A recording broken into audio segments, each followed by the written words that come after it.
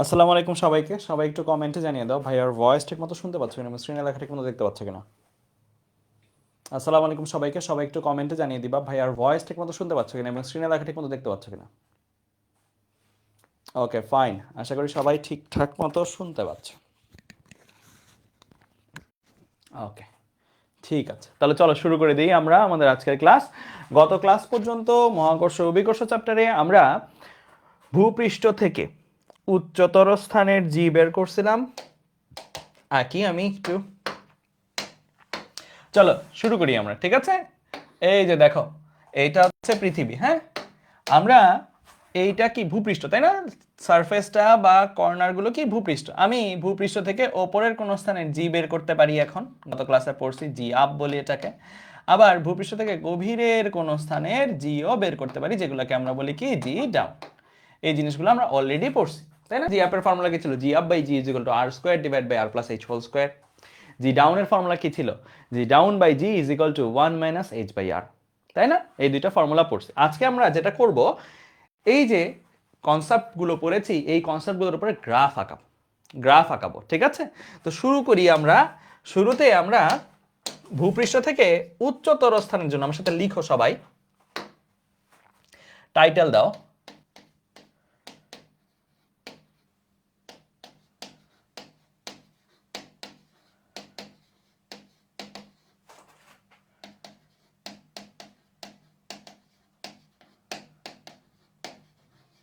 ভূপৃষ্ঠ হতে উচ্চতর স্থানে জি বনাম কেন্দ্র হতে দূরত্ব গ্রাফ। জি বনাম কেন্দ্র হতে দূরত্বের গ্রাফ, ঠিক আছে। তো এই জিনিসটা দিয়ে আমরা পড়া শুরু করি, ঠিক আছে। ওকে আচ্ছা, তো ভূপৃষ্ঠ হতে উচ্চতর স্থানের কন্ডিশনের জন্য কেন্দ্র হতে দূরত্বের গ্রাফ। আচ্ছা, তো এখন আমাদের এই এই লেখাটা দেখে কি একটা জিনিস বোঝা যাচ্ছে? বনামের আগে যে জিনিসটা থাকে সেটাকে ওয়াই অক্ষ বরাবর স্থাপন করব, বনামের পরে যে জিনিসটা থাকে সেটাকে এক্স অক্ষ বরাবর স্থাপন করব। তাহলে আমার ওয়াই অক্ষ বরাবর স্থাপিত রাশিটা কি, সেটা কি হবে? ওয়াই অক্ষ বরাবর স্থাপিত রাশি জি, তাই না? আমার সাথে সাথে গ্রাফ আঁকো।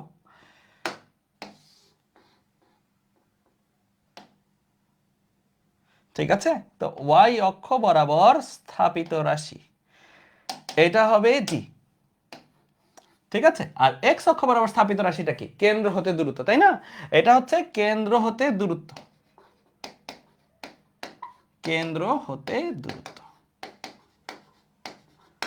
এখন এই যে কেন্দ্র হতে দূরত্ব, এটাকে কি কোনো চলক দিয়ে প্রকাশ করা যায়? যেমন ভূপৃষ্ঠ থেকে উচ্চতর স্থানের জন্য জিটাকে আমরা, মানে অভিকর্ষ ত্বরণটাকে আমরা জি দ্বারা লিখতে পারি, বা জি আপও লিখে অনেকে। এটাকে কোন চলক দিয়ে প্রকাশ করা যায় বলতো? কেন্দ্র হতে দূরত্বটাকে কোন চলক দিয়ে প্রকাশ করতে পারবো? এইচ দিয়ে কি প্রকাশ করা যাবে? কেন্দ্র হতে দূরত্ব কি এইচ? না, কিন্তু এইচ কি গত ক্লাসের পড়া ছিল, মনে করে দেখো গত ক্লাসের ফর্মুলাটা কি ছিল? G up by g is equal to r square divide by r plus h whole square. হ্যাঁ, এখানে এইচ এর পরিচয়টা কি ছিল? এখানে আর এর পরিচয় তো ছিল ব্যাসার্ধ, পৃথিবীর ব্যাসার্ধ, ঠিক আছে, মানে এতখানি, আর হচ্ছে যে এতখানি, ঠিক আছে। এইচ এর পরিচয়টা কি? এইচ এর পরিচয় কি? এইচ এর পরিচয় ছিল ভূপৃষ্ঠ হতে দূরত্ব, ভূপৃষ্ঠ হতে দূরত্ব, এটা হচ্ছে এইচ এর পরিচয়, ভূপৃষ্ঠ থেকে কত দূরে আছে, তাই না? কিন্তু তোমার লাগবে কি? তোমার কি ভূপৃষ্ঠ হতে দূরত্ব বলছে এক্স অক্ষ বরাবর? না, তোমার বলছে কেন্দ্র হতে দূরত্ব। তাহলে দেখো, ভূপৃষ্ঠ থেকে দূরত্ব সাপোজ যদি এতটুকু হয়, এই যে এতখানি, এটাকে অন্য কালার দিয়ে লিখি, এটাকে এই কালারটা দিলাম। ভূপৃষ্ঠ হতে দূরত্ব ধরো এতখানি, এটা হচ্ছে এইচ। তাহলে টোটাল কেন্দ্র থেকে দূরত্ব কত? কেন্দ্র থেকে দূরত্বটাকে কি বলা যাবে বলো তো? কেন্দ্র থেকে ভূপৃষ্ঠের বাইরের কোন স্থানের দূরত্বকে কোন চলক দিয়ে লিখবো বলো, তোমরা বলো। কেন্দ্র থেকে ভূপৃষ্ঠের বাইরের কোন স্থান, এটা টোটাল কত দূরে? কেন্দ্র থেকে দূরত্বটা কত ভূপৃষ্ঠের বাইরের স্থানে? আর প্লাস এইচ। এটা খুবই ইম্পর্টেন্ট, লিখো সবাই আমার সাথে সাথে, আর প্লাস এইচ। এটার এই চলকটার নাম হলো আর প্লাস এইচ, এই যে রাশিটার নাম হলো কেন্দ্র হতে দূরত্ব। এই রাশিটার নাম কি? কেন্দ্র হতে দূরত্ব, ঠিক আছে। ভূপৃষ্ঠ থেকে বাইরের কোন স্থানকে তুমি কেন্দ্র থেকে কত দূরে আছে এটা একটা চলকের মাধ্যমে বলতে চাও, তাহলে চলকটা কি? চলকটা হচ্ছে r plus h. R plus h as a whole নির্দেশ করবে কি কেন্দ্র হতে দূরত্ব কত। ঠিক আছে, বুঝতে পারছো? তার মানে এই বরাবর যে আছে সেটা কে? সেটা হচ্ছে r plus H. X Axis বরাবর কে আছে? আর প্লাস এইচ। ওয়াই অ্যাক্সিস বরাবর কে আছে? জি বা জি আপ যেটাই বলো। আচ্ছা, বলো তো আমাকে এই যে পজিশনটা, এই পজিশনটার মিনিং কি? এই পজিশনটার স্থানাঙ্ক কত? এই পজিশনটার স্থানাঙ্ক কত? এই বিন্দুটার স্থানাঙ্ক হচ্ছে এক্স অক্ষ বরাবর 0, তাই না? 0। তো এই বিন্দুটাতে কেন্দ্র হতে দূরত্ব কত? এই বিন্দুটাতে কেন্দ্র হতে দূরত্ব কত? 0 না? কেন্দ্র হতে দূরত্ব 0 মানে কি? কেন্দ্র থেকে 0 দূরত্বে আছে মানে কি? কই আছি? কেন্দ্রেই আছি, তাই না? কেন্দ্র থেকে দূরত্বের মিনিং হচ্ছে কোথায় আছি? কেন্দ্রতেই আছি। তার মানে এই বিন্দুটা কি নির্দেশ করতেছে? এই বিন্দুটা নির্দেশ করতেছে কেন্দ্রবিন্দু, পৃথিবীর কেন্দ্রবিন্দু। এই বিন্দুটা নির্দেশ করতেছে কি? পৃথিবীর কেন্দ্রবিন্দু।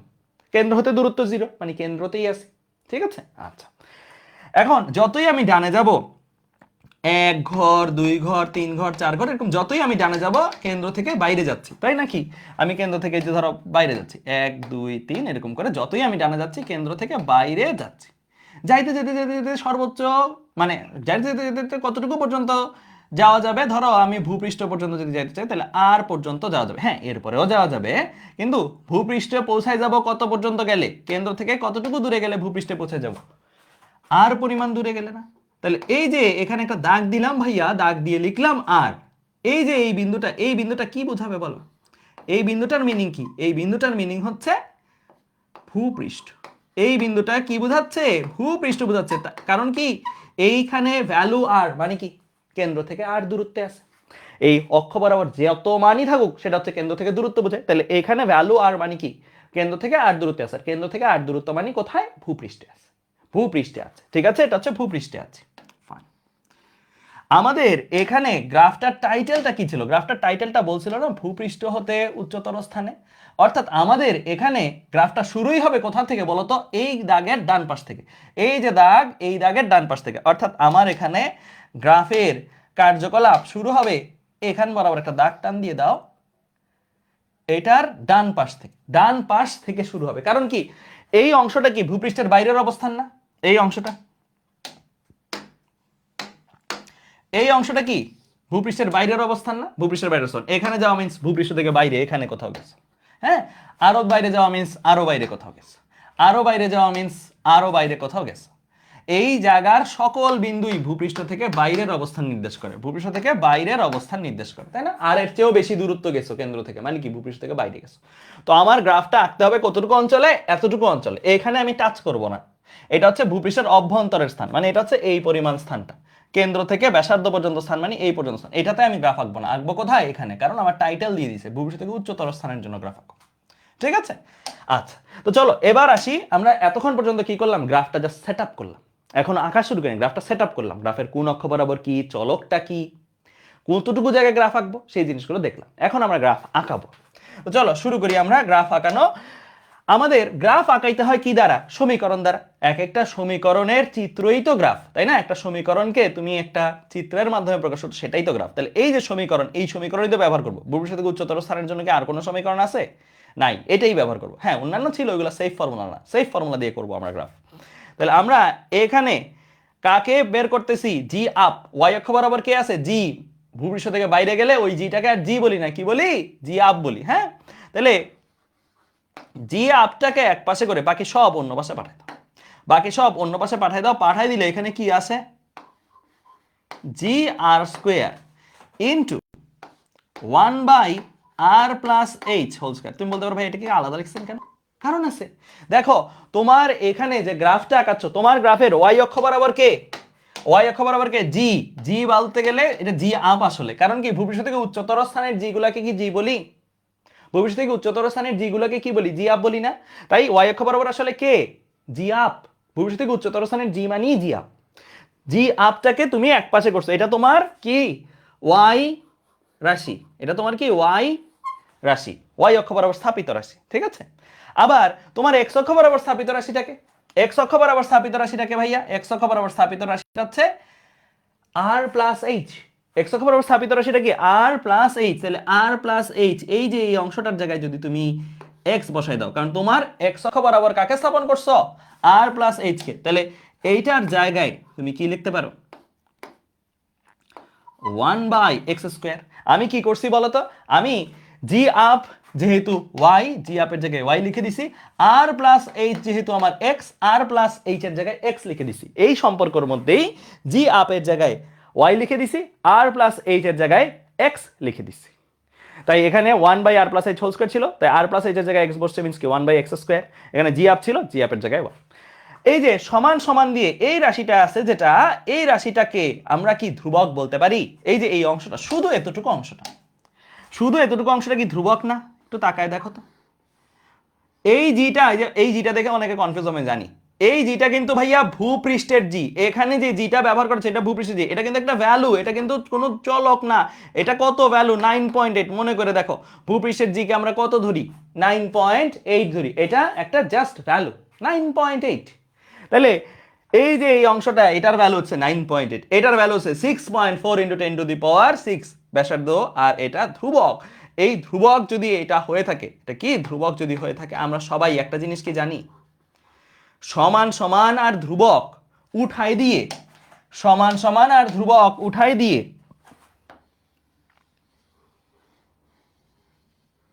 সমান সমান আর ধ্রুবক উঠাই দিয়ে যে সমানুপাতিক সাইন ইউজ করা যায়, এটাকে আমরা জানি। এটাকে আমরা ছোটবেলায় পড়ছি যে সমানুপাতিকের বদলে সমান সমান আর ধ্রুবক আনা যায়, তেমনি উল্টাটাও করা যায়, সমান সমান আর ধ্রুবক সরাই দিয়ে কাকে আনা যায়, সমানুপাতিক সাইনটা নিয়ে আসা যায়। তাহলে দেখো দাঁড়াইলো কি, দাঁড়াইলো হচ্ছে গ্রাফটা এরকম, রাইট? ওয়াই এক্স এর সাথে বর্গের ব্যস্তানুপাতিক সম্পর্কে সম্পর্কিত, ওয়াই ব্যস্তানুপাতিক x²। এই শেপের গ্রাফ যদি হয়, তাহলে গ্রাফটা কি আকৃতির হবে, এটা কি জানো তোমরা? এই গ্রাফটা কি আকৃতির হবে? এই গ্রাফটা মাথায় রাখবা। তোমাদের কয়েকটা জিনিস লিখে দিই, সবাই একটু, এই যে এই পর্যন্ত লাগছো না, এখন কয়েকটা জিনিস একটু লিখে নাও। গতিবিদ্যা অধ্যায়ও দেখাইছিলাম, তারপর আমি এখানে যেহেতু অনেকে নতুন স্টুডেন্ট আছে, তো তারপরে আমি বলে দিচ্ছি। গ্রাফ হইতে পারে ফিজিক্সে এই কয় ধরনের, আমি যতগুলো আঁকবো ততগুলো ধরনের হইতে পারে। ওয়াই সমানুপাতিক এক্স, ওয়াই সমানুপাতিক এক্স এর গ্রাফ হচ্ছে এরকম। তারপরে আরো আঁকো, ওয়াই সমানুপাতিক এক্স প্লাস সি, ঠিক আছে? প্লাস মাইনাস সি দাও, যোগ বিয়োগ থাকতে পারে, হ্যাঁ? তখন ওয়াই আর এক্স এর গ্রাফ হয় এরকম, হয় এটা হবে বা এটা হবে, মানে হয় শুরু হবে কি পজিটিভ কোনো জায়গা থেকে, অথবা শুরু হবে নেগেটিভ কোনো জায়গা থেকে, এই যে এরকম। এটা কখন হবে? যখন প্লাস সি হয়। এটা কখন হবে? যখন মাইনাস সি হবে। মাইনাস থাকলে নিচের থেকে শুরু হবে, আর প্লাস থাকলে এখান থেকে শুরু হবে। সি এর ভ্যালু হচ্ছে যেই জায়গা থেকে শুরু হচ্ছে সেই জায়গার ভ্যালু, ঠিক আছে? আচ্ছা, এরপরে আসো আরো লিখো, ওয়াই সমানুপাতিক এক্স গেল, ওয়াই সমানুপাতিক এক্স প্লাস সি গেল। এবার আসো ওয়াই সমানুপাতিক মাইনাস এক্স যদি হয়, ওয়াই সমানুপাতিক মাইনাস এক্স যদি হয়, তাহলে গ্রাফটা কি শেপের হবে বলো? তাহলে গ্রাফটা কি শেপের হবে? ওয়াই সমানুপাতিক মাইনাস এক্স হলে গ্রাফটা কি শেপের হবে? গ্রাফটা তখন হবে এরকম একটা শেপের। এটা তো গেল, এটা এইরকম একটা শেপের, এইরকম একটা শেপের যাবে, ঠিক আছে? এইরকম একটা শেপ মূল বিন্দু দিয়ে যাবে, ঠিক আছে? এইরকম একটা শেপের হবে ওয়াই সমানুপাতিক এক্স এর ঋণাত্মক মান, ঠিক আছে? এরকম যদি হয়। এরপরে আরো আসো, আরো কি কি গ্রাফ হইতে পারে ফিজিক্সে? ওয়াই সমানুপাতিক minus X plus minus C যদি হয়, ঠিক আছে? তাহলে ও গ্রাফটা, এই হচ্ছে আমার ওয়াই অক্ষ, এই যে আমার এক্স অক্ষ, তখন গ্রাফটা হবে এইরকম, এরকম হবে যদি প্লাস সি হয়, এরকম হবে যদি মাইনাস সি হয়। এইটা হচ্ছে সি এর ভ্যালু, এইগুলো হচ্ছে সি এর ভ্যালু, হ্যাঁ? প্লাস সি হলে সি যদি 10 হয় তাহলে 10 ঘর উপরে থেকে আঁকবো, সি যদি -10 হয় তাহলে 10 ঘর নিচে থেকে, এখান থেকে শুরু করবো, ঠিক আছে? এগুলো হচ্ছে সি এর ভ্যালু, ওকে? আচ্ছা, এরপরে আরো আসো, ওয়াই সমানুপাতিক x² বা x⁴n x⁴³ এরকম শেপের যদি গ্রাফ হয়, তাহলে গ্রাফটা হবে কি শেপের? তাহলে গ্রাফটা হবে এরকম শেপের, এই রকম শেপের হবে, ঠিক আছে? এই রকম শেপের গ্রাফটা হবে, ঠিক আছে? এক্সপোনেনশিয়ালি ইনক্রিজ হচ্ছে, এটা এক্সপোনেনশিয়ালি ইনক্রিজ হচ্ছে। আচ্ছা, এরপরে আসো, যদি y সমানুপাতিক √x এরকম যদি হয়, তাহলে গ্রাফটা কি রকম শেপের হবে? তাহলে গ্রাফটা এই রকম শেপের হবে, এই রকম শেপের হবে। ঠিক আছে, ক্লিয়ার? এটা পরাবৃত্তাকার বলে এটা।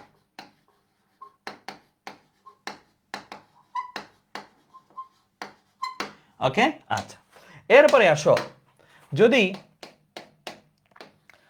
y ব্যস্তানুপাতিক x অথবা ব্যস্তানুপাতিক x⁴n এরকম কিছু হয়, মানে যে কোনো পাওয়ার হতে পারে, কোনো সমস্যা নাই, এরকম যদি হয় তাহলে গ্রাফটা কিরকম হবে? তাহলে গ্রাফটা হবে এই রকম, এই রকম। এটাকে বলে অধিবৃত্তাকার শেপ।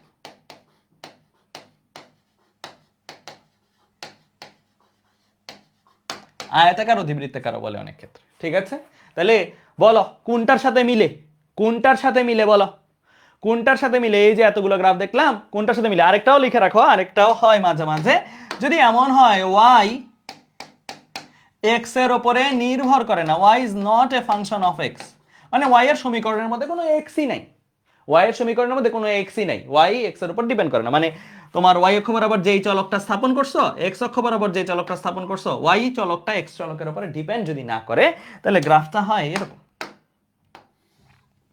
এরকম।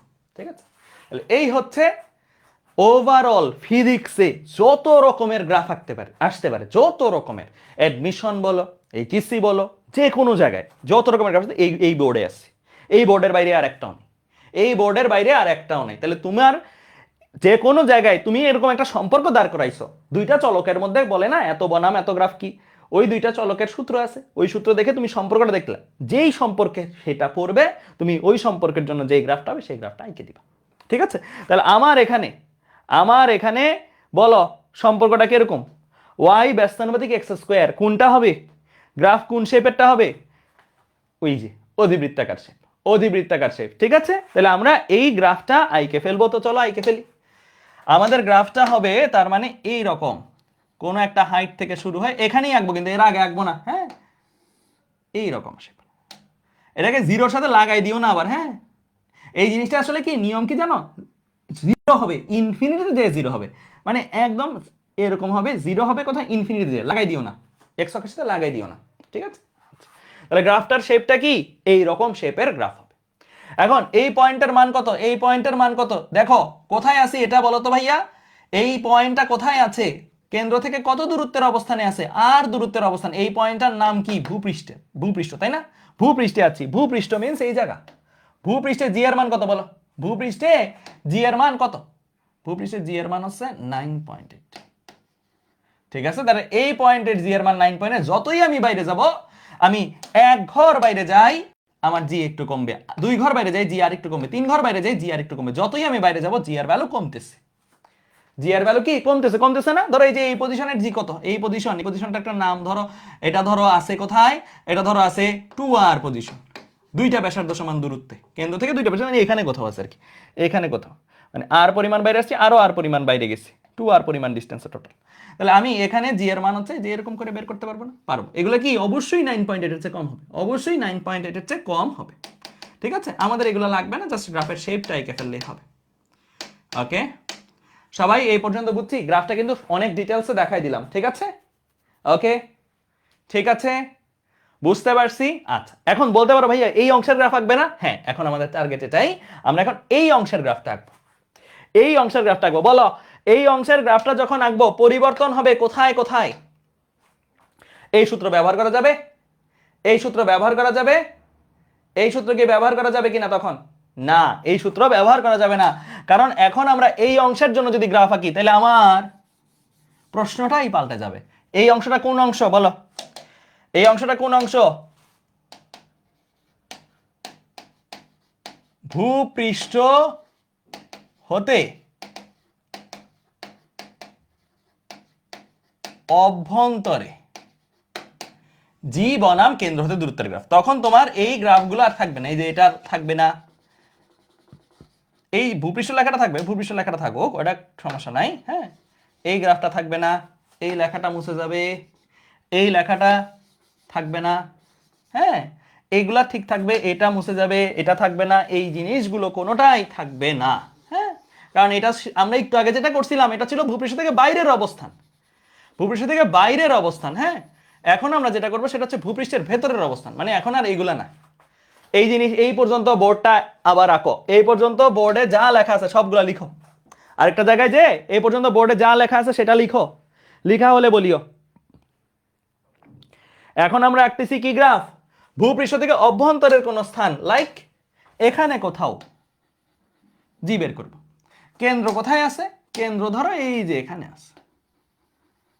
তাহলে আমরা ভূপৃষ্ঠ থেকে অভ্যন্তরে কতখানি অভ্যন্তরে ভাইয়া, এইচ পরিমাণ অভ্যন্তরে, এইচ পরিমাণ অভ্যন্তরে ভূপৃষ্ঠ থেকে গেলাম, একটা জায়গায় পৌঁছালাম, এই জায়গার জি বের করব, এই জায়গার জি এর গ্রাফ বের করব। হ্যাঁ, মানে ভূপৃষ্ঠ থেকে অভ্যন্তরের স্থানগুলোর জন্য জি এর গ্রাফ বের করব।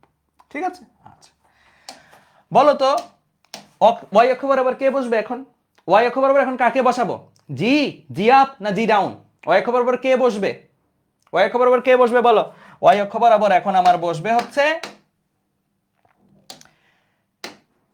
জি ডাউন, কারণ ভূপৃষ্ঠের অভ্যন্তরের কোন স্থানের জন্য যখন জি বলা হয় সেটাকে জি ডাউন বলি, তাই না? ওয়াই অক্ষ বরাবর এখন জি ডাউন। এক্স অক্ষ বরাবর কে, কেন্দ্র হতে দূরত্ব, এক্স অক্ষ বরাবর কে, কেন্দ্র হতে দূরত্ব।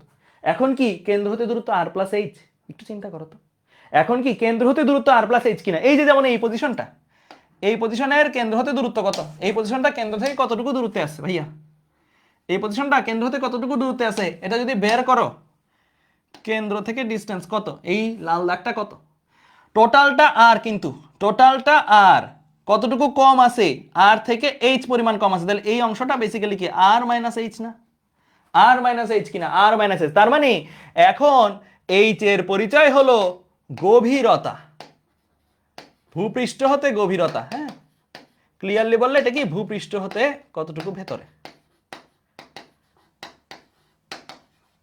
ভূপৃষ্ঠ হতে গভীরতা। ওকে, আর আর মাইনাস এইচ এইটার পরিচয় কি, এইটার পরিচয় হচ্ছে যেই বিন্দুতে জি বের করা হচ্ছে সেই বিন্দুর কেন্দ্র হতে দূরত্ব। তাহলে এখন কেন্দ্র হতে দূরত্ব চলকের পরিচয় কিন্তু পাল্টায় গেল, বুঝছো? কেন্দ্র হতে দূরত্ব কিন্তু চলকের পরিচয় পাল্টায় গেল। আগে আমরা পড়ছিলাম কি ভূপৃষ্ঠের বাইরের কোন স্থানের জন্য, এখানে এখানে এগুলোতে কেন্দ্র হতে দূরত্ব মাপতাম কি আরও থাকতো, আর একটা জিনিসও থাকতো আর প্লাস এইচ। এখন ভূপৃষ্ঠের অভ্যন্তরের কোন স্থান, ভূপৃষ্ঠের অভ্যন্তরের কোন স্থানের জন্য কেন্দ্র হতে দূরত্ব, এই চলকের পরিচয় কি, এই চলকের পরিচয় হচ্ছে আর মাইনাস এইচ। ভূপৃষ্ঠের অভ্যন্তরের কোন স্থানে কেন্দ্র হতে দূরত্ব কোন চলক দ্বারা প্রকাশ পায়, আর মাইনাস এইচ, কিন্তু মনে রাখিও ভূপৃষ্ঠের বাইরের কোন স্থানে কেন্দ্র হতে দূরত্ব কোন চলক দ্বারা প্রকাশ পায়, আর প্লাস এইচ। ভূপৃষ্ঠের অভ্যন্তরের কোন স্থানে কেন্দ্র হতে দূরত্ব কোন চলক দ্বারা প্রকাশ পায়, আর মাইনাস এইচ। তার মানে আমার এখন এক্স অক্ষ বরাবর কাকে বসাচ্ছি, আর মাইনাস এইচ বসাচ্ছি। এখন আমার গ্রাফ আঁকার সীমা কতটুকু, কতটুকুর মধ্যে গ্রাফটা আঁকতে হবে, এতখানির মধ্যে, এতখানির মধ্যে আঁকতে হবে। এইটা হচ্ছে কেন্দ্রবিন্দু, কেন্দ্র হতে দূরত্ব জিরো মানে কি, এটা হচ্ছে কেন্দ্রবিন্দু। যতই আমি দূরে যাব কেন্দ্র থেকে বাইরে বেরোচ্ছি, কেন্দ্র থেকে বাইরে যাচ্ছি, কেন্দ্র থেকে বাইরে যাচ্ছি, বাইরে যাচ্ছি, বাইরে যাচ্ছি, আমি ব্যাসার্ধ পর্যন্ত যাইতে পারবো হাইয়েস্ট। এর বাইরে গেলে তো আর কেন্দ্র হতে বাইরে ভূপৃষ্ঠের অভ্যন্তরের গ্রাফ না, এর বাইরে চলে গেলাম, এর বাইরে চলে গেলে তো এটা ভূপৃষ্ঠের বাইরের গ্রাফ। তো আমার গ্রাফ আঁকার সীমা কতটুকু, এখন এতটুকু, আগে সীমা ছিল এখান পর্যন্ত, এখন সীমা হচ্ছে এতটুকু, এতটুকুর মধ্যে গ্রাফ আঁকতে হবে আমার, এতটুকুর মধ্যে গ্রাফ আঁকতে হবে, কারণ এই অঞ্চলটা হচ্ছে ভূপৃষ্ঠের অভ্যন্তরের অঞ্চল, এই অঞ্চলটা ভূপৃষ্ঠের অভ্যন্তরের অঞ্চল। ঠিক আছে, এই অঞ্চলটা। ওকে, এখন আমরা চলো গ্রাফটা আঁকাই ফেলি, গ্রাফটা আঁকাই ফেলি। কিভাবে আঁকাবো, সূত্র নিব, সূত্র নাও। সূত্র কোনটা, সূত্র ছিল জি ডাউনের, g down by g is equal to কত, ইজ ইকুয়াল টু ছিল 1 মাইনাস এইচ বাই আর। পড়ছি, পড়ছি। 1 মাইনাস এইচ বাই আর কে কি লেখা যায়, r minus h divide by r লেখা যায় কিনা, লেখা যায়। কারণ কি আমার এক্স অক্ষ বরাবর কে স্থাপিত, আর মাইনাস এইচ, আমার আর মাইনাস এইচ চেহারায় লাগবে, এইচ বাই আর চেহারায় না, আর মাইনাস এইচ চেহারায় লাগবে। তাই আর মাইনাস এইচ চেহারাটা বানাই ফেললাম কি করে, একটা জাস্ট বিয়োগ করে। এখান থেকে পক্ষান্তর করো, পক্ষান্তর কি করবা, জি ডাউনটাকে এক পাশে করো, বাকি সব অন্য পাশে পাঠাই দাও। জিটা ও পাশে চলে যাবে, জিটা এ পাশে গুণ আকারে চলে যাবে, ও পাশে যদি গুণ আকারে চলে যায়, ও পাশে জি ছিল অলরেডি, আর ছিল অলরেডি, তাহলে জি বাই আর। আমি ইচ্ছা করে আর মাইনাস এইচটাকে একটু আলাদাভাবে লিখছি, কারণ আমার এই গ্রাফের ওয়াই অক্ষ বরাবর স্থাপিত রাশি এটাকে আলাদা করে লিখতে হবে, এক্স অক্ষ বরাবর স্থাপিত রাশি এটাকে আলাদা করে লিখতে হবে। এই যে এই গ্রাফের ওয়াই অক্ষ বরাবর কে আছে, ওয়াই বরাবর কে আছে, জি ডাউন, এক্স বরাবর কে আছে, আর মাইনাস এইচ। তাহলে এই সূত্রে আসো, g down is equal to y লিখে দাও, কারণ তোমার গ্রাফ আঁকাইতে বলছে এটাই তো, তাই না? জি ডাউন বনাম আর মাইনাস এইচ গ্রাফ, অর্থাৎ অভিকর্ষ ত্বরণ বনাম কেন্দ্র হতে দূরত্বের গ্রাফ। কোথাকার রিজিয়নে? ভূপৃষ্ঠের অভ্যন্তর রিজিয়নে। ঠিক আছে, তাই জি ডাউনের জায়গায় ওয়াই দিয়ে দিলাম, is equal to g by r, এই জি বাই আর, আচ্ছা এটা নিয়ে পরে আসতেছি, আর মাইনাস এইচ, এই আর মাইনাস এইচ কে কি বলবো? আর মাইনাস এইচ হচ্ছে আমার জন্য এক্স, তাহলে ওয়াই এক্স। এখন এইখানে তাকাও তোমরা, এইটা সমান সমান আর এটা ধ্রুবক, সমান সমান আর ধ্রুবক, তাই না? তো তুমি এই অংশটাকে সরাই দিয়ে সমানুপাতিক সাইন দিয়ে দিতে পারো, এই অংশটাকে সরাই দিয়ে সমানুপাতিক সাইন দিয়ে দিতে পারো, কোনো সমস্যা নাই। তো দিয়ে দিই চলো, কারণ আমরা তো জানি এই জি হচ্ছে কি ভূপৃষ্ঠের জি, এই জি কি ভূপৃষ্ঠের জি, ভূপৃষ্ঠের জি কত? ধ্রুবক 9.8 এটা। ঠিক আছে, তো এই অংশটা যদি সমানুপাতিক, আর এই অংশটা পুরাটা নাও সমান সমান, আর এই অংশটা এটা যদি ধ্রুবক হিসেবে চলে যায়, এটার বদলে কি আসবে? সমানুপাতিক সাইন। তো ওয়াই সমানুপাতিক এক্স গ্রাফটা কেমন হবে বলো? ওয়াই সমানুপাতিক এক্স গ্রাফটা কেমন হবে? এই যে আমরা পড়ছি অলরেডি গ্রাফের শেপ, ওয়াই সমানুপাতিক এক্স গ্রাফ কেমন হয়? এই শেপের। অর্থাৎ আমার গ্রাফটা আঁকাতে হবে ঠিক এভাবে। ঠিক আছে, মূল বিন্দু দিয়ে যাবে একটা সরল রেখার গ্রাফ, মূল বিন্দুতে যাবে একটা সরল রেখার গ্রাফ। ঠিক আছে, তাহলে একটা সরল রেখার গ্রাফ মিন্স কি? এটা কতটুকু পর্যন্ত যাবে? ব্যাসার্ধতে যে এটার ভ্যালু হয়ে যাবে 9.8 নাকি? ব্যাসার্ধতে জি এর মান কত? মানে ব্যাসার্ধ মিন্স কি? ভূপৃষ্ঠে আসার পরে জি এর মান কত? জি এর মান হচ্ছে 9 তাহলে এটা 9.8 পর্যন্ত যাবে। গ্রাফের শেপটা হবে এরকম। ক্লিয়ার? বুঝতে পারছো? বোঝা গেছে? তাহলে মূল বিন্দুগামী সরল রেখার গ্রাফ। আচ্ছা, তোমাকে যদি বলে এই গ্রাফের ঢাল নির্ণয় করতে পারবে, এই গ্রাফের ঢাল নির্ণয় করতে পারবে,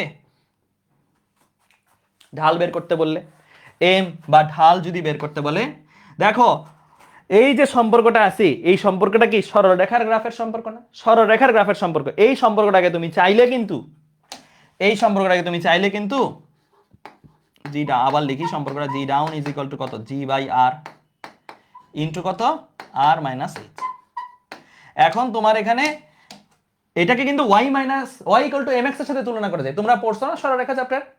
পড়ছো কি ম্যাথে সরলরেখা chapter? Y equal to M X মূল বিন্দুগামী সরলরেখার সমীকরণ ছিল। Y equal to M X এর সাথে তুলনা করা যায় কি না? যায়। ওয়াই কে জি ডাউন, এক্স কে আর মাইনাস এইচটাই এক্স, হ্যাঁ, আর এম কে ওয়াই আর এক্স বাদে যে আছে এক্স এর সহগ হিসেবে, সেই হচ্ছে এম। তাহলে এম কত তোমার এখানে? এম হচ্ছে জি বাই আর। তার মানে ঢালটা কত তুলনা করছো? এটাও সরলরেখার সমীকরণ, আর এটা সরলরেখার সাধারণ সমীকরণ।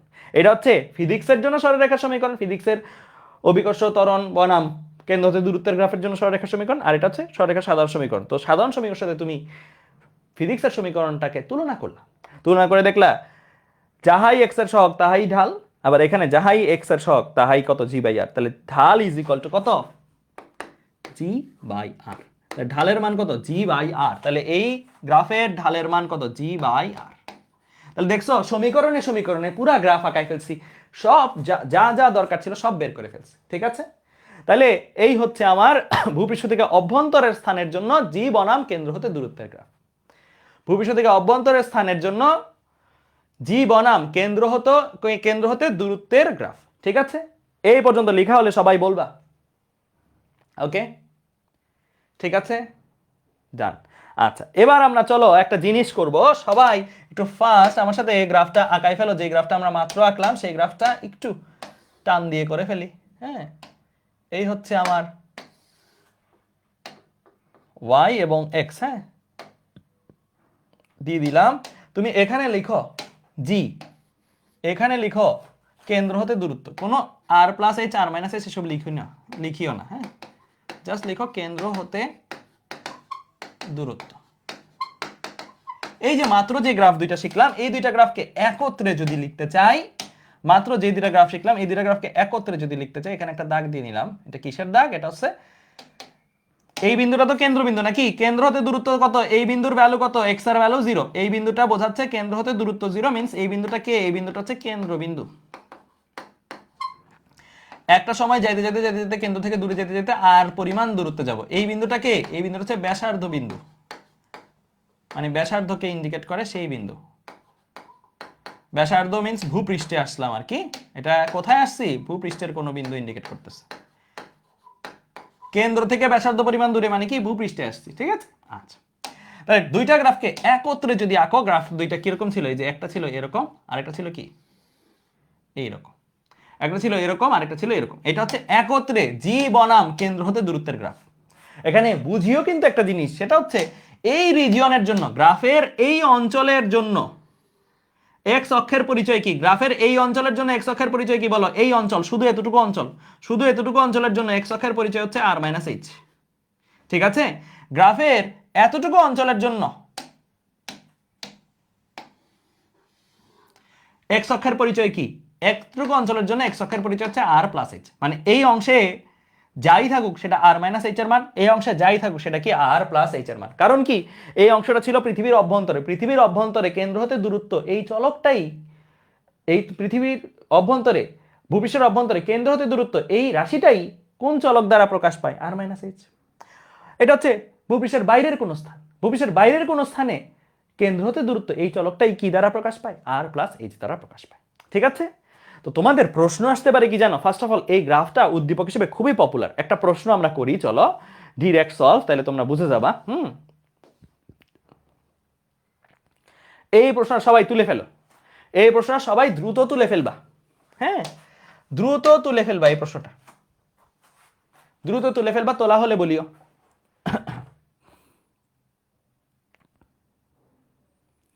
তোলা হলে বলিও।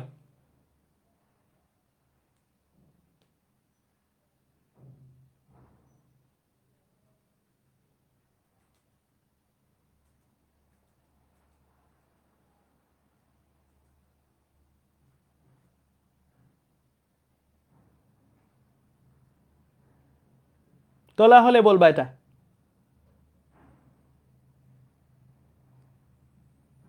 তুলছ, আমি দেখতে পাচ্ছি বাদশা মল্লিক তুলে ফেলছে, ইসরাম আহমেদ তুলে ফেলছে, সামিয়া বিনতে ইকবাল তুলে ফেলছে। আচ্ছা দেখো, এই যে প্রশ্নটা আছে এখানে কি বলছে, এখানে বলছে একটা গ্রাফ দিছে যেটা আমরা অলরেডি পড়ছি, জি বনাম কেন্দ্র হতে দূরত্বের গ্রাফ দিয়ে বলছে স্যাররা যে সি একটা বিন্দু, এই যে সি একটা বিন্দু, এই সি বিন্দুটার জি এর মান কত, এই সি বিন্দুটাই জি এর মান মিন্স এটা জানতে চাইছে আর কি,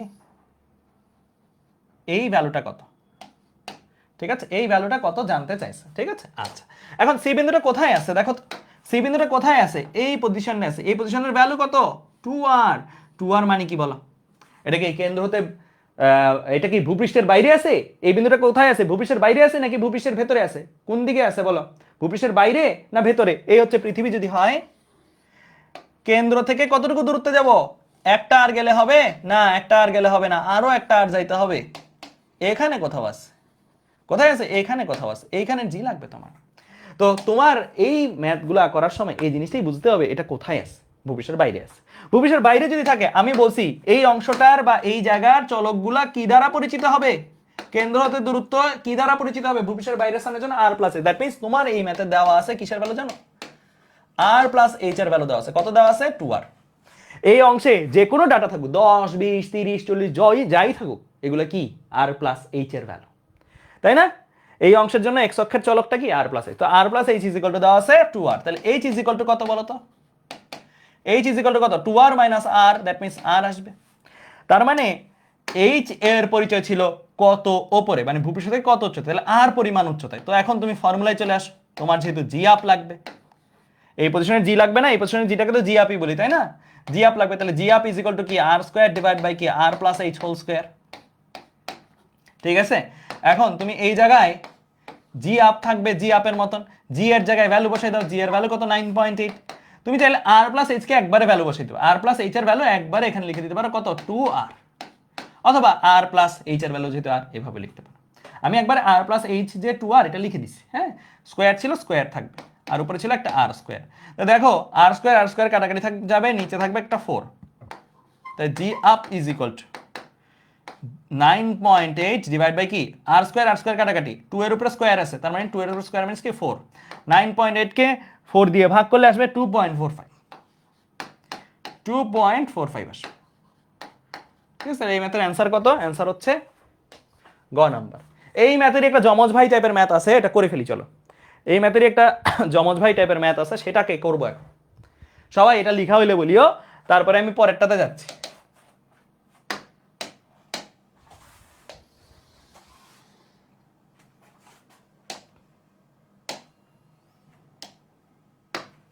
সবাই লিখা হলে বলবা।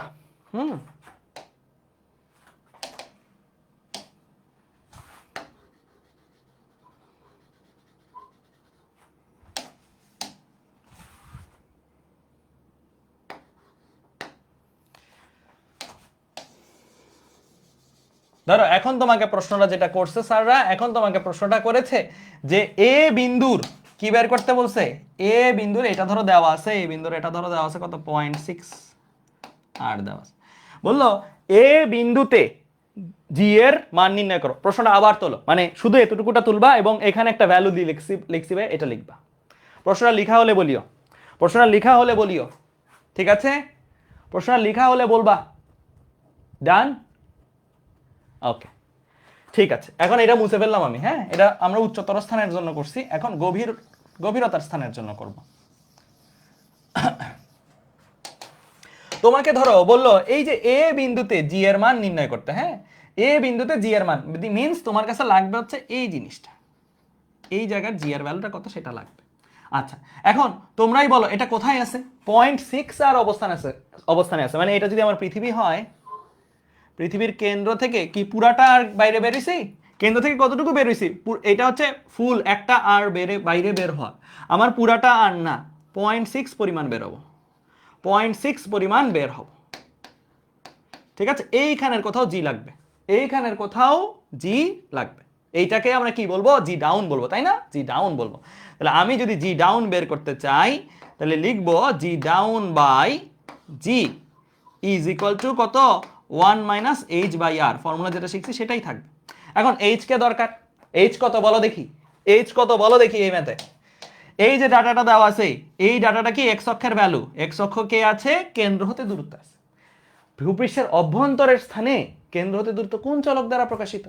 ভূপৃষ্ঠের অভ্যন্তরের স্থানে কেন্দ্র হতে দূরত্বটা কোন চলক দ্বারা প্রকাশিত? ভাইয়া আর মাইনাস এইচ দ্বারা প্রকাশিত। তাহলে এই পজিশন গুলাতে, এই যে এখান থেকে এতটুকু রিজিয়নে যে কোনো পজিশনে যে কোনো ভ্যালু যদি দেওয়া থাকে, সেটা কার ভ্যালু দেওয়া? আর মাইনাস এইচ এর ভ্যালু দেওয়া। তো r minus h is equal to কত? 0.6 আর। তাহলে এইচ ইজ ইকুয়াল টু কত চলে আসবে না? এইচ ইজ ইকুয়াল টু পাশে যাবে আর মাইনাস 0.6 আর, দ্যাট মিনস আসতেছে কত? 0.4 আর, রাইট? এইচ এর ভ্যালু পেয়ে গেছো।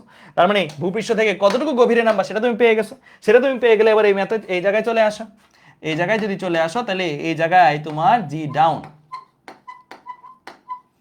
ইজ ইকুয়াল টু জি ও পাশে যাবে, জি ও পাশে যাওয়া মিন্স কি 9.8। জি এর ভ্যালু কত? 9.8 না, এটা ও পাশে গেছে, গুণ আকারে গেছে। 1 মাইনাস এইচ এর জায়গায় ভ্যালু বসাই দাও। এইচ এর ভ্যালু কত? এইচ এর ভ্যালু হচ্ছে 0.4 আর। ঠিক আছে, নিচে কি আছে? নিচে আর আছে, আর থাকবে, আর আর আর কাটাকাটি, তাহলে 1 মাইনাস 0.4, দ্যাট মিনস আসবে কত? 9.8 ইন্টু 0.6, 0.6, তাই না? 1 মাইনাস 0.4 মানে কি 0.6 আসছে, তাহলে 9.8 ইন্টু 0.6, তাহলে আসছে কত? 5.88, 5.88, তাহলে 5.88 এটা হচ্ছে তোমার ভ্যালু। বুঝতে পারছো? তাহলে এইটা হচ্ছে তোমার অ্যান্সার। ক্লিয়ার? তাহলে এই ম্যাথটা করে কি বুঝছো যে এক্স অক্ষই দুইটা, কিন্তু এই রিজিয়নের মধ্যে কোনো কিছুর ডাটা দেওয়া থাকলে সেটাকে কি হিসাবে ট্রিট করব? আর মাইনাস এইচ হিসাবে। এই রিজিয়নের বাইরে কোথাও কোনো ভ্যালু দেওয়া থাকলে, যেমন 2 আর ভ্যালু দেওয়া আছে, এটা কি হিসেবে ট্রিট করব? আর প্লাস এইচ হিসেবে। এই জিনিসটাই বুঝাতে চাইছি। ঠিক আছে? ক্লিয়ার? বোঝা গেছে? ওকে, ফাইন।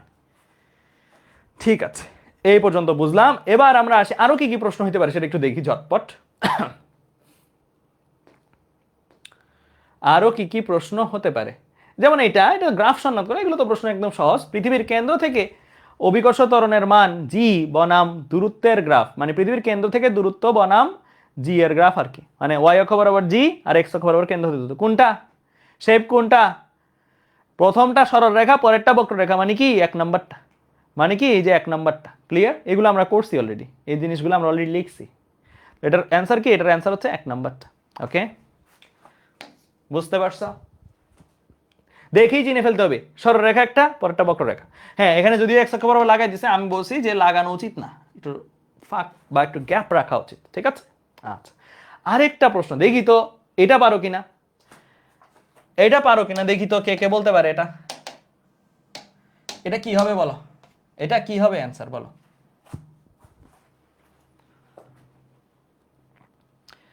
বলছে অভিকর্ষ ত্বরণ জি বনাম পৃথিবী পৃষ্ঠ হতে গভীরতা এর লেখচিত্র। অভিকর্ষ ত্বরণ জি বনাম পৃথিবী পৃষ্ঠ হতে গভীরতা এর লেখচিত্র কোনটা? হ্যাঁ, তাহলে খেয়াল করো, আমাদের এই হচ্ছে পৃথিবী, সাপোজ এটা পৃথিবী।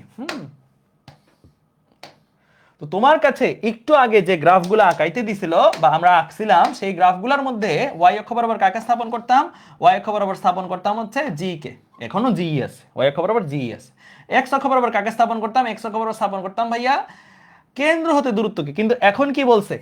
ওয়াই অক্ষ বরাবর জি, কিন্তু এক্স অক্ষ বরাবর কে? ভূপৃষ্ঠ হতে গভীরতা না, মানে এক্স অক্ষ বরাবর এখন ভূপৃষ্ঠ হতে গভীরতা।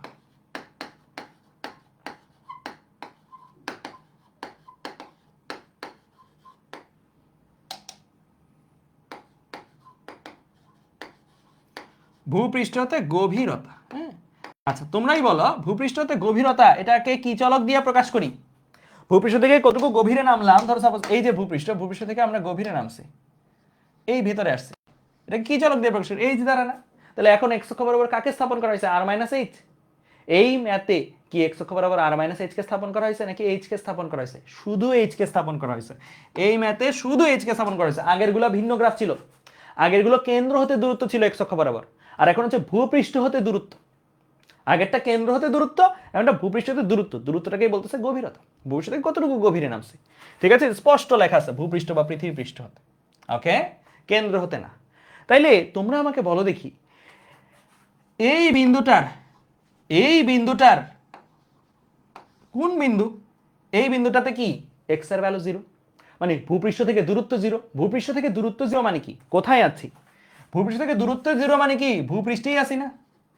কোন ভূপৃষ্ঠ থেকে দূরত্ব ইজ ইকুয়াল টু 0, মানে কোথায় আছি? ভূপৃষ্ঠের মধ্যেই আছি। এই বিন্দুটা এখন কি হিসেবে কাজ করবে বলো? ভূপৃষ্ঠ হিসেবে কাজ করবে কিনা বলো? একটু আগেরটা ছিল কেন্দ্র হতে দূরত্ব এক্স অক্ষ বরাবর, এই বিন্দুতে যে থাকে সেটা 0, তাই না? এক্স এর মান 0, কেন্দ্র হতে দূরত্ব 0 ছিল, তার মানে কই ছিলাম? কেন্দ্রে ছিলাম। আর এখন ভূপৃষ্ঠ হতে দূরত্ব হচ্ছে এক্স অক্ষ বরাবর, ভূপৃষ্ঠ হতে দূরত্ব 0 মিন্স ভূপৃষ্ঠে আছে। তাহলে এই বিন্দুটা ভূপৃষ্ঠ হিসেবে কাজ করবে। যতই আমি ডানে যাব, 1 ঘর 2 ঘর 3 ঘর 4 ঘর, যতই আমি ডানে যাব ততই আসলে আমি কি করতেছি বলতো? যতই আমি ডানে যাচ্ছি মিন্স এক্স অক্ষ বরাবর মান বাড়াচ্ছি, ততই আমি আসলে ভিতরে নামতেছি। 1 ঘর 2 ঘর 3 ঘর এরকম করে ভেতরে আসতেছি। এরকম করে যেতে যেতে কতটুকু যাওয়া যাবে? যেতে যেতে কতটুকু যাওয়া যাবে বলো? যেতে যেতে কতটুকু যাওয়া যাবে? যদি আমি নামতে নামতে, এগুলো এক একটা এইচ এর ভ্যালু, হ্যাঁ, নামতে নামতে নামতে নামতে নামতে নামতে আর পরিমাণ নেমে যাই, কতটুকু পরিমাণ? আর পরিমাণ নেমে যাই, যেতে যেতে যেতে যেতে যেতে যেতে যদি আমি আর পরিমাণ নেমে যাই, এই আর বিন্দুর পরিচয় কি বলো? এই আর বিন্দুটার পরিচয় কি?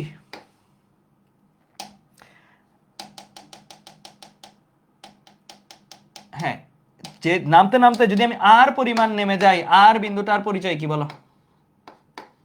এখানে এই গ্রাফে আর বিন্দুটা কি নির্দেশ করবে? কেন্দ্র নির্দেশ করবে না? ভূপৃষ্ঠ থেকে গভীরতা, যতই ডানে যাচ্ছ ততই গভীরে যাচ্ছ, যতই ডানে যাচ্ছ ততই খনন করে গভীরে যাচ্ছ, গভীরে যাচ্ছ, গভীরে যাচ্ছ। আর পরিমাণ যখন খনন করে ফেলবা, এইচ এর ভ্যালু যখন আর এর সমান হয়ে যাবে, তখন তুমি কি কেন্দ্রে চলে আসবে। এই গ্রাফটা তাহলে বুঝতেই পারতেছো, এখানে শুরু এখানে শেষ, তাই না? আচ্ছা, এখন তোমরা আমাকে বলো, ভূপৃষ্ঠ এটা কি? ভূপৃষ্ঠের বিন্দু, ভূপৃষ্ঠের বিন্দুতে মানে ভূপৃষ্ঠে জি এর ভ্যালু কত হয়? ভূপৃষ্ঠের ভ্যালু, জি এর ভ্যালু কত হয়? 9.8 না? তাহলে এই গ্রাফটা যেই বিন্দুতে শুরু হচ্ছে মানে ভূপৃষ্ঠ, এখানে গ্রাফের ভ্যালু কত? 9.8। এরপরে কেন্দ্রে যাব, কোথায় যাব? কেন্দ্রে। এটা কি কেন্দ্রবিন্দু, কেন্দ্রে জি এর ভ্যালু কত হয়? 0 হয় না? কেন্দ্রে জি এর ভ্যালু 0 হয়। তাহলে এটা 9.8, এটা 0।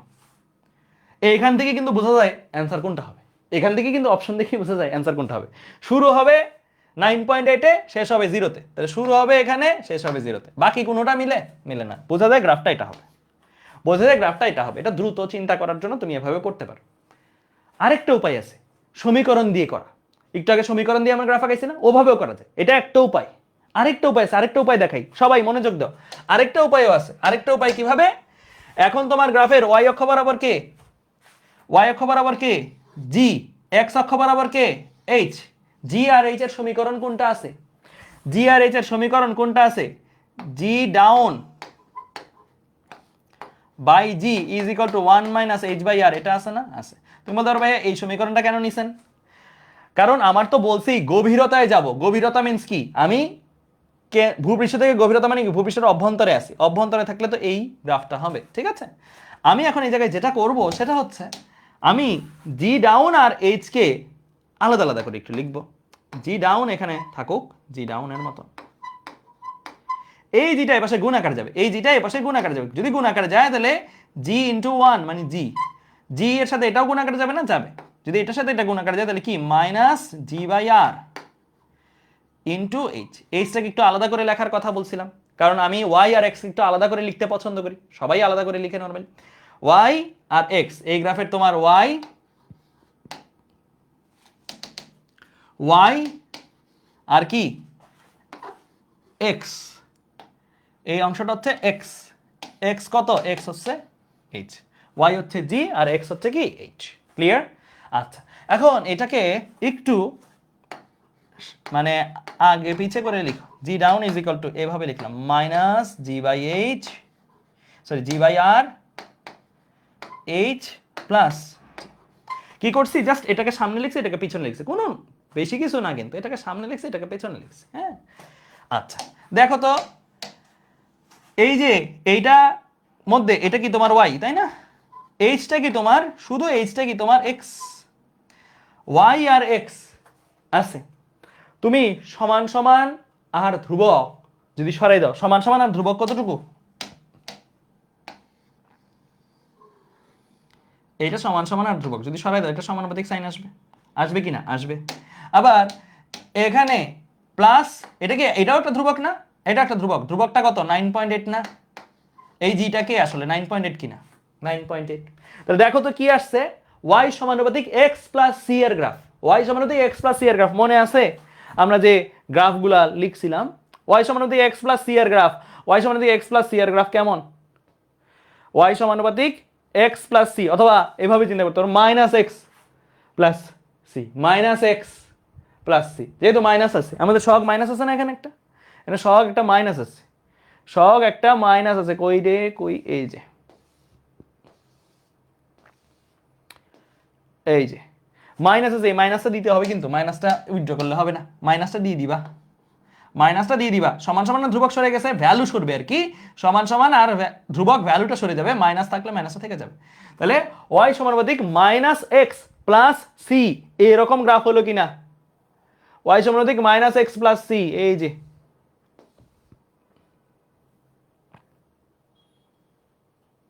এই গ্রাফটা হইলো কিনা? এই গ্রাফটা হয়েছে। প্লাস সি কিনা নাকি মাইনাস সি? প্লাস সি, তাহলে এই শেপের গ্রাফটা হয়েছে। ক্লিয়ার? তো এই শেপের গ্রাফটা হয়েছে। ক্লিয়ার? এই শেপের গ্রাফটা হয়েছে কিনা আমার অ্যান্সার? হ্যাঁ, এই শেপেরই গ্রাফটা হয়েছে। তাহলে দেখছো সমীকরণ দিয়ে তুমি যে কোনো পৃথিবীর যে কোনো গ্রাফকে তুমি রিপ্রেজেন্ট করতে পারবা ফিজিক্সে। আমি যে টেবিলটা করে দিচ্ছি না, যতগুলো গ্রাফ আঁকাই দিচ্ছি ততগুলো গ্রাফের সাথে সবগুলো গ্রাফ কম্পেয়ার করা যাবে, সবগুলা, যতগুলো গ্রাফ ফিজিক্সের সম্ভব সবগুলো গ্রাফ কম্পেয়ার করা যাবে তুমি যদি সমীকরণ ধরে করো। শুধু মহাকর্ষ চ্যাপ্টার না, যে কোনো চ্যাপ্টারের যে কোনো গ্রাফ তুমি এভাবে করতে পারবে। ঠিক আছে? ক্লিয়ার? তাহলে বলো গ্রাফটা কোন শেপের হবে? এই শেপের হবে। ঠিক আছে? ওকে, গ্রাফের স্টার্টিং পয়েন্ট কি? আমি বলছি সি বিন্দু থেকে শুরু হয়, সি মিন্স কি প্লাস মাইনাস আকারে যেটা থাকে, তাহলে স্টার্টিং পয়েন্ট কি? এটা গ্রাফের স্টার্টিং পয়েন্ট কি? 9.8। দেখো তো মিলাই 9.8 কিনা? 9.8। হ্যাঁ, 9.8 থেকে এভাবে নামবে। এখন প্রশ্ন হলো এই গ্রাফের ঢাল যদি তোমাকে বের করতে বলে পারবে? এই গ্রাফের ঢাল যদি তোমাকে বের করতে বলে, এই যে গ্রাফ তো এটা, হ্যাঁ, এই গ্রাফের ঢাল যদি তোমাকে বের করতে বলে পারবে কিনা বলো? যদি ঢালটা বের করতে বলতো কত আসতো? ইজিলি পারবা, যেহেতু এইটা কি একটা সরলরেখার সমীকরণ। এটা কি একটা সরলরেখার সমীকরণ না? সরলরেখার সমীকরণ। সরলরেখার সমীকরণকে y = mx + c এর সাথে তুলনা করা যায় না? যায়। সরলরেখার সমীকরণকে y = mx + c এর সাথে তুলনা করা যাবে। তাহলে y = mx + c এর সাথে তুলনা করে।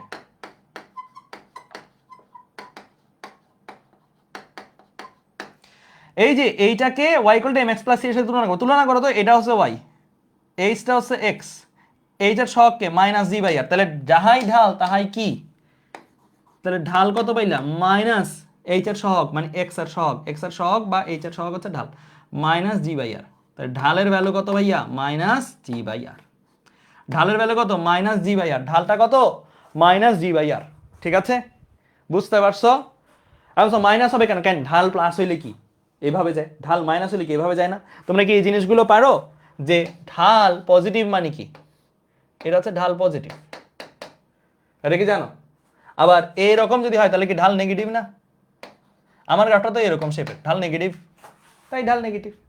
আমার এখানে ঢাল কি এটা নেগেটিভ, তো নেগেটিভই তো আসা উচিত ছিল তাই না? গ্রাফ যদি এই শেপের হয় ঢাল কি নেগেটিভ, নেগেটিভই আসছে -g/r, ঠিক আছে? ঢালের মান যদি এমসিকিউতে আসে পারবে, জি এর ভ্যালু বসাই দিবা 9.8, আর এর ভ্যালু বসাই দিবা কত 6.4 × 10⁻6, তাইলেই হয়ে যাবে, ঠিক আছে ক্লিয়ার? আচ্ছা সবাই লেখা হলে বলিও, তাহলে আমরা পরের অংশে যাব। লেখা হয়েছে? ওকে ঠিক আছে, এখন একটা মজার জিনিস পড়বো, মজার জিনিস এন্ড খুবই কনসেপচুয়াল জিনিস, খুব ভাল লাগবে পড়ে। সবাই লিখো আমার সাথে সাথে, কনসেপ্ট, ঠিক আছে? আচ্ছা দেখো আমরা কেউ কি সিউডো ফোর্সের নাম শুনছি? সিউডো ফোর্সের নাম শুনছি? শুনি নাই? আচ্ছা না শুনলে আজকে শুনবো। দেখো এই হচ্ছে সাপোজ ধরো একটা গাড়ি, ঠিক আছে? এটা একটা গাড়ি, এই গাড়িটা সামনের দিকে এগিয়ে যাবে, এটা একটা গাড়ি ধরো, এটাকে সামনের দিকে এগিয়ে যাচ্ছে, ঠিক আছে? আচ্ছা এই গাড়িটা সামনের দিকে যখন তোমরা নিশ্চয়ই গাড়ি চড়ছো বা বাসে চড়ছো, তো চললে তোমরা দেখছো কি বাস বা গাড়ি যখন সামনের দিকে এগিয়ে যায়, একটা ত্বরণে যখন সামনের দিকে যায়, একটা ত্বরণ নিয়ে, তখন আমরা কি পিছনের দিকে হেলে পড়ি না? ধরো সাপোজ গাড়ি সামনে গেলে কি আমরা সামনের দিকে হেলে পড়ি, নাকি গাড়ি সামনের দিকে গেলে আমরা পেছনের দিকে হেলে পড়ি? কোনটা হয়? গাড়ি সামনের দিকে গেলে আমরা পেছনের দিকে হেলে পড়ি, রাইট? গাড়ি পেছনের দিকে গেলে কি হয়? ত্বরণ নিয়ে পেছনে, সমবেগে না, ত্বরণ নিয়ে পেছনে স্টার্ট দেয় যখন ইঞ্জিন জাস্ট যাওয়া শুরু করে, গাড়ি যদি পেছনের দিকে যায় আমরা সামনের দিকে হেলে পড়ি, মানে অপোজিট দিকে চলে যাই, তাই না? অপোজিট দিকে চলে যাই। এই জিনিসটা কি আমরা এখন পড়ব, এটা কিন্তু মাথায় রাখিও। প্রথম কেস, গাড়ি যদি সমবেগে যাতায়াত করে, সমবেগে সামনে পেছনে যায়, সামনেও যেতে পারে পেছনেও যেতে পারে, তাহলে ভেতরে কোনো আমরা হেলে পড়ি না, মানে ভেতরে যেই থাকুক না, ধরো ট্রেন সমবেগে যাচ্ছে তখন কি আমরা হেলে পড়ি? যখন ধরো গাড়ি একটা স্পিড উঠে গেল, স্পিডে সমবেগে যাচ্ছে, তখন কিন্তু আমরা সামনেও যাই না পেছনেও যাই না। সামনে পেছনে হেলে পড়ি কখন? যখন ত্বরণ আসতেছে। যখন কি আসতেছে ভাইয়া? ত্বরণ আসতেছে, ঠিক আছে? আচ্ছা আমি এই জিনিসটাকে একটু এইদিকে একটু ফাস্ট করে একটু করে ফেলি, ওই পেজটাতে একটা প্রবলেম হয়েছে, একই জিনিস লিখে ফেলি দ্রুত করে। এইটা হচ্ছে আমার গাড়ি, এই যে গাড়ি, এই গাড়িটা যদি সামনের দিকে যায় বা পেছনের দিকে যায় কিন্তু বাবা সমবেগে যায়, তাহলে আমরা কোনো দিকেই হেলে পড়বো না, তাহলে আমরা কোনো দিকেই হেলে পড়বো না। এখন এই গাড়িটাকেই নিলাম, এই গাড়িটাকে নিয়ে আমরা ধরো ত্বরণে যাওয়া শুরু করলাম, তো ত্বরণ আমি ধরো এই পাশে একটা ত্বরণ দেখলাম, ত্বরণ দিলাম, ত্বরণটা কত? ধরো সাপোজ এ ত্বরণে সামনের দিকে এগিয়ে যাচ্ছে, এ ত্বরণে যদি সামনের দিকে এগিয়ে যায়, গাড়ির ভেতরে থাকা মানুষ, যে কোনো মানুষ গাড়ির ভেতরে থাকা, তারা কি ফিল করবে বলো? গাড়ির ভেতরে যে থাকুক, মানুষ থাকতে পারে, বল থাকতে পারে, যেই থাকুক না কেন, সে অপোজিট দিকে একটা কি ফিল করবে? ত্বরণ ফিল করবে, ঠিক আছে? অপোজিট দিকে একটা ত্বরণ, এটাকে এটা দিয়ে প্রকাশ করবে। এবং গেস হোয়াট, এই ত্বরণের মান বরাবর গাড়ি সামনের দিকে যত ত্বরণে যাচ্ছিল তত মানের সমানই হবে। গাড়ি সামনের দিকে যত ত্বরণে যাচ্ছিল তত মানের সমানই। তুমি এই যে পেছনের দিকে যে হেলে পড়ো না, কত ত্বরণে হেলে পড়ো জানো? গাড়ি ঠিক যত ত্বরণ জেনারেট করছে, তুমি গাড়ির ভেতরে থাকা যেই থাকবে না কেন, তুমি আমি যারাই থাকুক না কেন, সবাই অপোজিট ডিরেকশনে ইকুয়াল মানের একটা ত্বরণ ফিল করে, অপোজিট ডিরেকশনে একটা ইকুয়াল মানের ত্বরণ ফিল করে। এই জিনিসটা একটু ভৌতিক না? কেউ কি তোমাকে ধাক্কা দিছে? কেউ কি তোমাকে ভেতরে ধাক্কা দিছে? দেয় নাই, তারপর তুমি একটা ত্বরণ ফিল করতেছো, অর্থাৎ কোনো বল ছাড়াই ত্বরণ ফিল করতেছো। ভালো করে চিন্তা করে দেখো, কেউ কি তোমাকে বল দিছে? দেয় নাই। কেউ তোমাকে বল দেয় নাই, তারপরে তুমি একটা ত্বরণ ফিল করতেছো। বিজ্ঞানী নিউটনের সূত্র মতে তো এটা হওয়ার কথা না। বিজ্ঞানী নিউটনের সূত্র মতে এটা কি হওয়ার কথা? বিজ্ঞানী নিউটনের সূত্র মতে হওয়ার কথা হচ্ছে ত্বরণ থাকলেই সেখানে একটা বল থাকবে, এটা হওয়ার কথা, তাই না? F = ma হওয়ার কথা। এই যে এইখানে এই ঘটনাটাতে গাড়ির বল আছে, গাড়ির ত্বরণ আছে, ঠিক আছে, বুঝলাম, ওটা নিয়ে কোনো ডাউট নাই। কিন্তু গাড়ির ভেতরে যে আছে তার মধ্যে ত্বরণ কেমনে? বল নাই তো তার মধ্যে। এই যে তার মধ্যে যে একটা ত্বরণ আছে, এই ত্বরণটাকে জাস্টিফাই করার জন্য আমরা নিউটনের সূত্র যদি বসাই, এই ত্বরণের মানটা নিউটনের সূত্রে বসাইলাম, যার উপরে ত্বরণটা কাজ করতেছে তার ভরের মানটা বসাইলাম, যদি গুণ করি একটা বল পাবো না? বল পাবো। এই বলকে আদৌ অস্তিত্ব আছে? আদৌ অস্তিত্ব আছে? নাই। কিন্তু একটা বল আসছে, কাল্পনিক বল। এর জন্য এই বলটাকে আমরা নাম দিই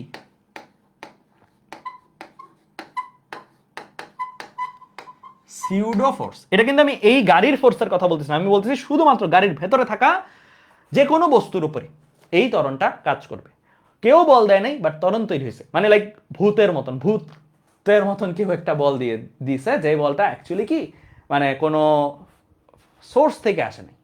কোনো সোর্স নর্মালি বল দেয়, এনার্জি সোর্স বল দেয়, বাট কোনো সোর্স নাই, বাট বল আছে। এর জন্য এই বলটাকে বলা হয় সিউডো, কাল্পনিক, অলিক, মিথ্যা। ঠিক আছে, মিথ্যা বল। ওকে, তো এই সিউডো ফোর্সের ভ্যালুটা কত হবে তুমি এখন থেকে ইজিলি বের করতে পারবা। তোমাকে যদি বলি যে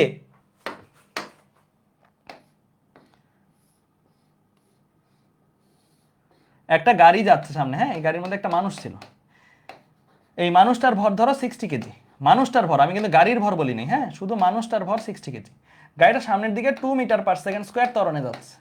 আমি যদি বলি এই মানুষটার উপরে সৃষ্ট অলিক বল কত, এই মানুষটার উপরে সৃষ্ট সিউডো ফোর্স কত, বের করা যাবে?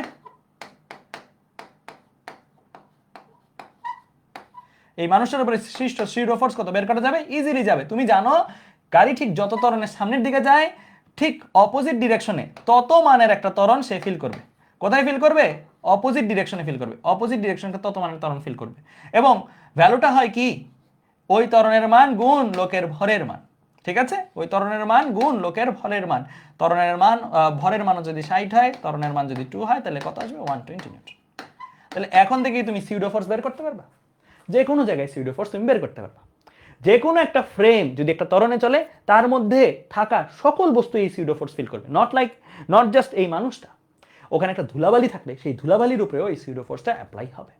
যেই থাকুক গাড়ির ভেতরে বা ওই ফ্রেমের ভেতরে, ত্বরণে চলমান কাঠামোর ভেতরে যেই থাকুক, সবাই এই সিউডো ফোর্স ফিল করবে। ঠিক আছে, ক্লিয়ার? Concept clear?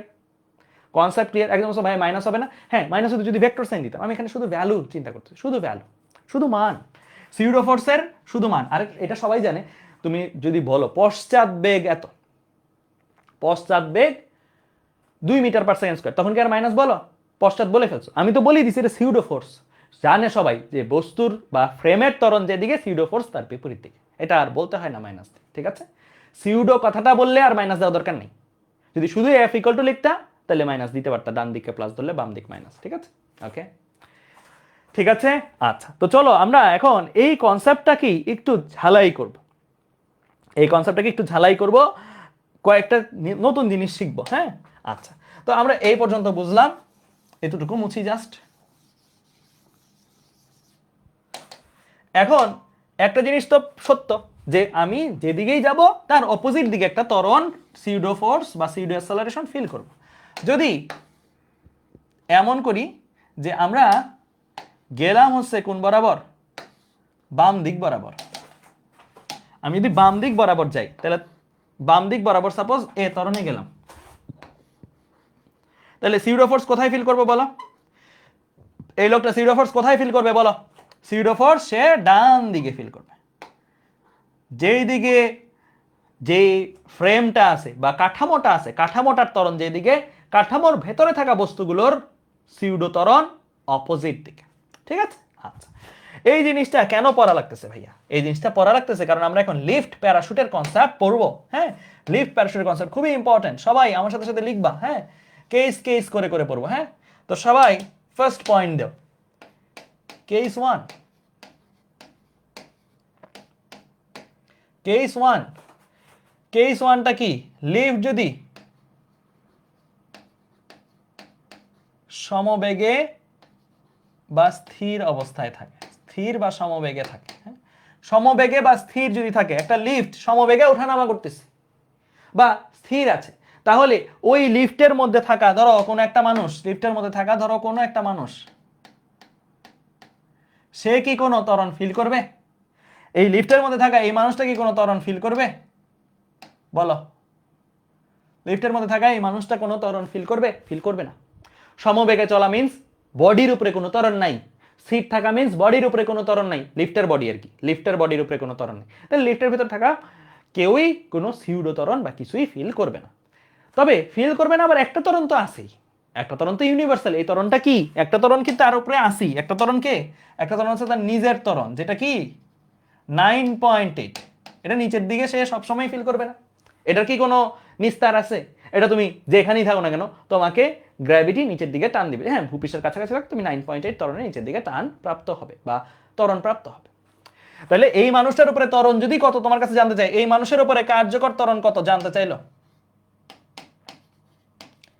এই মানুষের উপরে কার্যকর ত্বরণ কত জানতে চাইলো, এই মানুষের উপরে কার্যকর ত্বরণ যদি a প্রাইম দিয়ে প্রকাশ করে, a prime is equal to 9.8, কার্যকর ত্বরণকে আমরা নরমালি a প্রাইম দিয়ে প্রকাশ করি। ঠিক আছে, 9.8 মিটার পার সেকেন্ড স্কয়ার, ঠিক আছে, অথবা জি যেটাই বলো। হ্যাঁ, জি লেখো, 9.8 না লিখে জি লেখো। এই মানুষের উপরে কার্যকর ত্বরণ কত? জি। ওকে, আচ্ছা, এখন কেস 2 তে আসি, চলো কেস 2, কেস 2, কেস 2 এটা কি? এটা হচ্ছে লিফটটা যদি এ ত্বরণে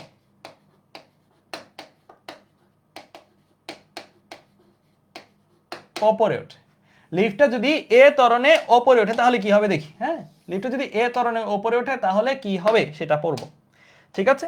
আচ্ছা, এখন দেখো লিফটটা এ ত্বরণে উপরে উঠতেছে, এটা লিফটের বডির উপরে ত্বরণ,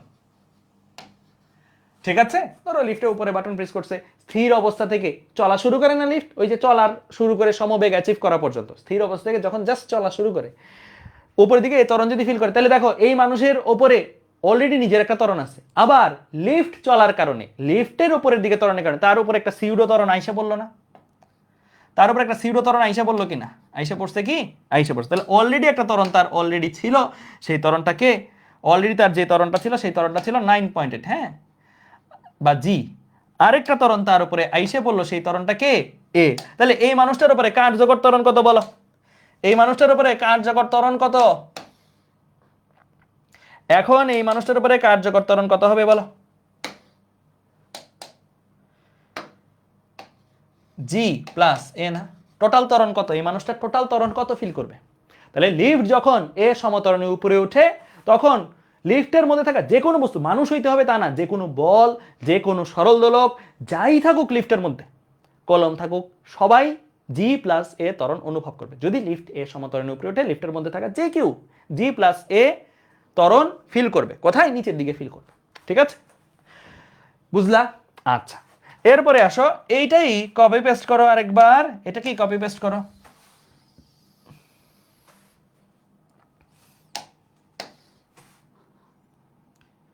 কেস 3, এখন আমরা পড়বো কেস 3, ঠিক আছে, কেস 3টা পড়বো। ওকে,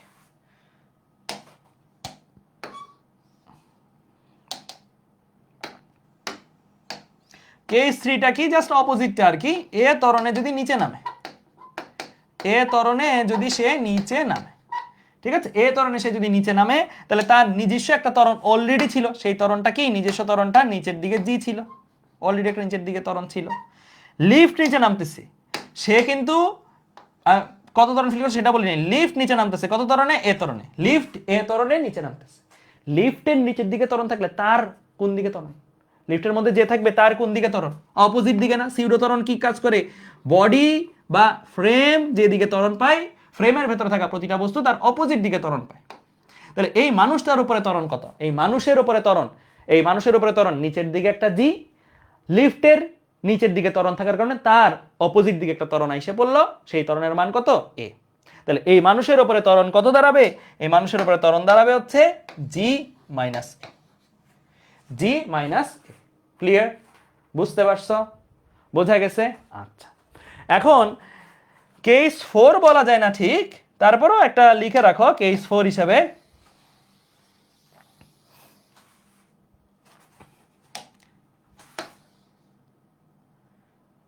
ঠিক আছে, এইটা লিখে রাখো কেস 4 হিসাবে। এটা কি? এটা হচ্ছে যদি লিফটের তার ছিঁড়ে যায়। কি হয় যদি লিফটের তার ছিঁড়ে যায়? তাহলে কি হবে সেটা পড়বো। যদি লিফটের তার ছিঁড়ে যায় তাহলে কি হবে? লিফটের তার ছিঁড়ে গেলে আমরা জানি যে কোনো বডি যখন ফ্রি ফল করে, ফ্রি ফল বোঝো, মুক্তভাবে পড়তেছে, নর্মালি কি হয়, লিফট কিন্তু তারের কন্ট্রোল ওয়েতে নামায়, কন্ট্রোল ওয়েতে উঠায়, মানে জি এর চেয়ে কম ত্বরণে কন্ট্রোল ওয়েতে নামায় উঠায়। বাট তার ছিঁড়ে গেল, তার ছিঁড়ে যাওয়া মিন্স কি ফ্রি ফল, খাড়া নিচের দিকে পড়বে। তার মানে লিফটটা কি খাড়া নিচের দিকে জি ত্বরণে পড়তেছে, রাইট? খাড়া নিচের দিকে জি ত্বরণে পড়তেছে। এটা লিফটের উপরে ত্বরণ কত? লিফটের বডির উপরে ত্বরণ হচ্ছে জি। এই ত্বরণটার কারণে তার ওপরের দিকে একটা ত্বরণ সিউডো ত্বরণ এসে পড়বে না? সিউডো ত্বরণটা কত? জি। আর এই মানুষটার নিজস্ব একটা ত্বরণ তো ছিলই, এই মানুষটার নিজস্ব একটা ত্বরণ আছে না? এই মানুষও তো পৃথিবীর বাসিন্দা, পৃথিবীর বাসিন্দা হওয়ার কারণে তার নিজেরও তো একটা নিচের দিকে জি আছে। তাহলে এই মানুষের উপর টোটাল ত্বরণ কত? লিফটের জি ত্বরণের কারণে তার উপর একটা সিউডো ত্বরণ লিফটের ভেতরে সে আছে যেহেতু, ওইটা কত? ওপরের দিকে জি।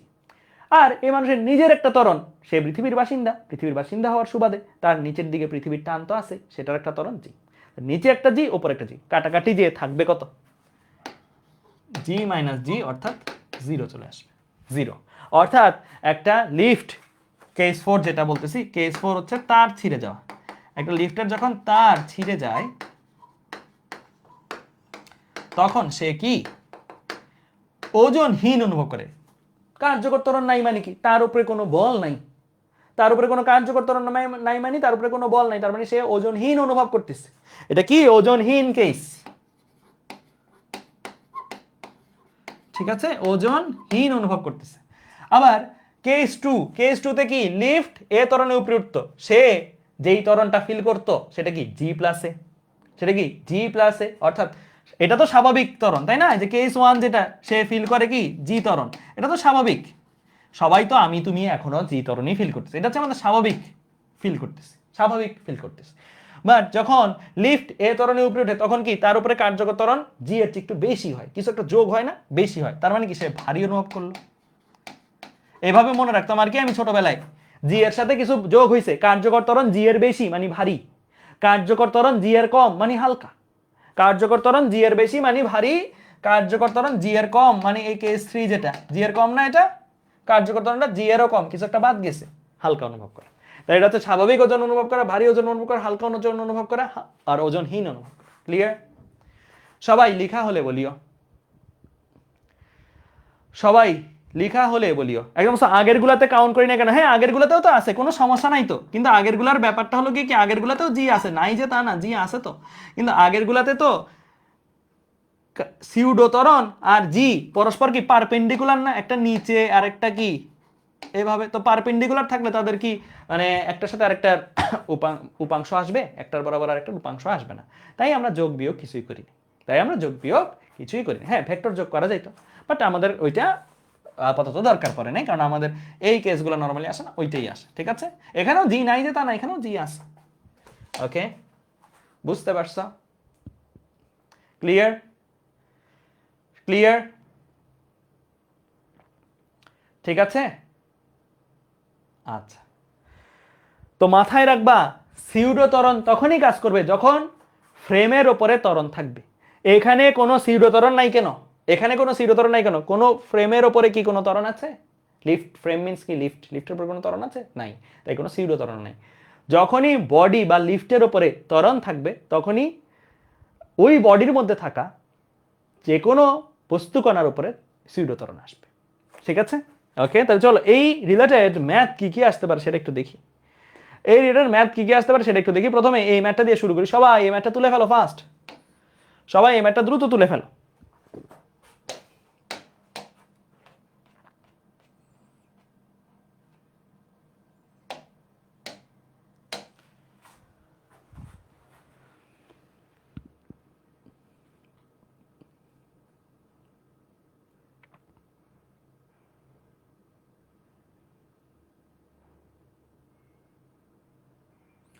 আচ্ছা প্রথম কেসে জি কাটাকাটি হয়ে যাবে, প্রথম কেসটাতে কি বলছে লিফট জি ত্বরণের নিচে নামতেছে, 4 নাম্বার কেসে না লিফট জি ত্বরণে নামতেছে, প্রথম কেসে তো লিফটকে তার দিয়ে ধরে লিফটের উপরে ত্বরণ কি জি অ্যাপ্লাই করতে দিছে, দেয় নাই তো, তার দিয়ে ধরে নিচের দিকে জিটাকে ব্যালেন্স করে সমবেগে নামানো হচ্ছে, এটা হচ্ছে লিফট, লিফটকে সমবেগে নামানো হচ্ছে প্রথম ইয়াতে, সমবেগে উঠানো হচ্ছে।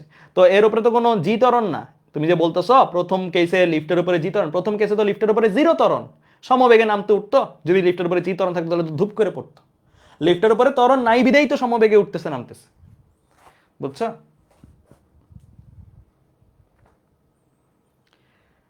ক্লিয়ার? ওকে, ঠিক আছে।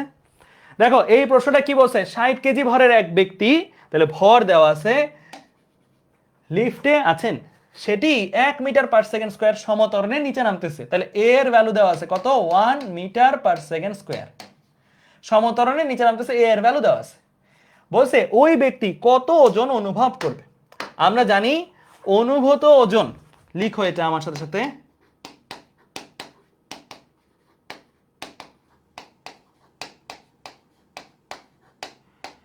ইজ ইকুয়াল টু, আচ্ছা ওজন বানানটা হয়নি, অনুভূত ওজন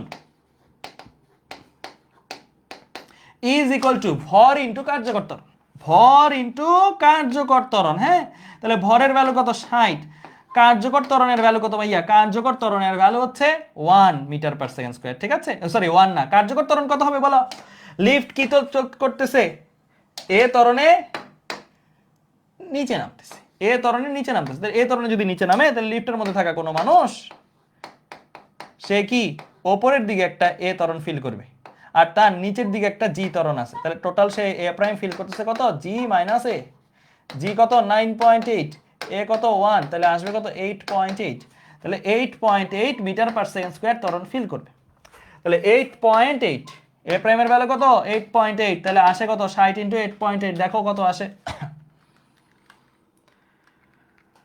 528, 528, 528 নিউটন, ঠিক আছে, তাহলে এই হচ্ছে অ্যান্সার। ক্লিয়ার? বুঝতে পারছো? লেখা হইলে বলিও। ওকে, ঠিক আছে, ঠিক আছে।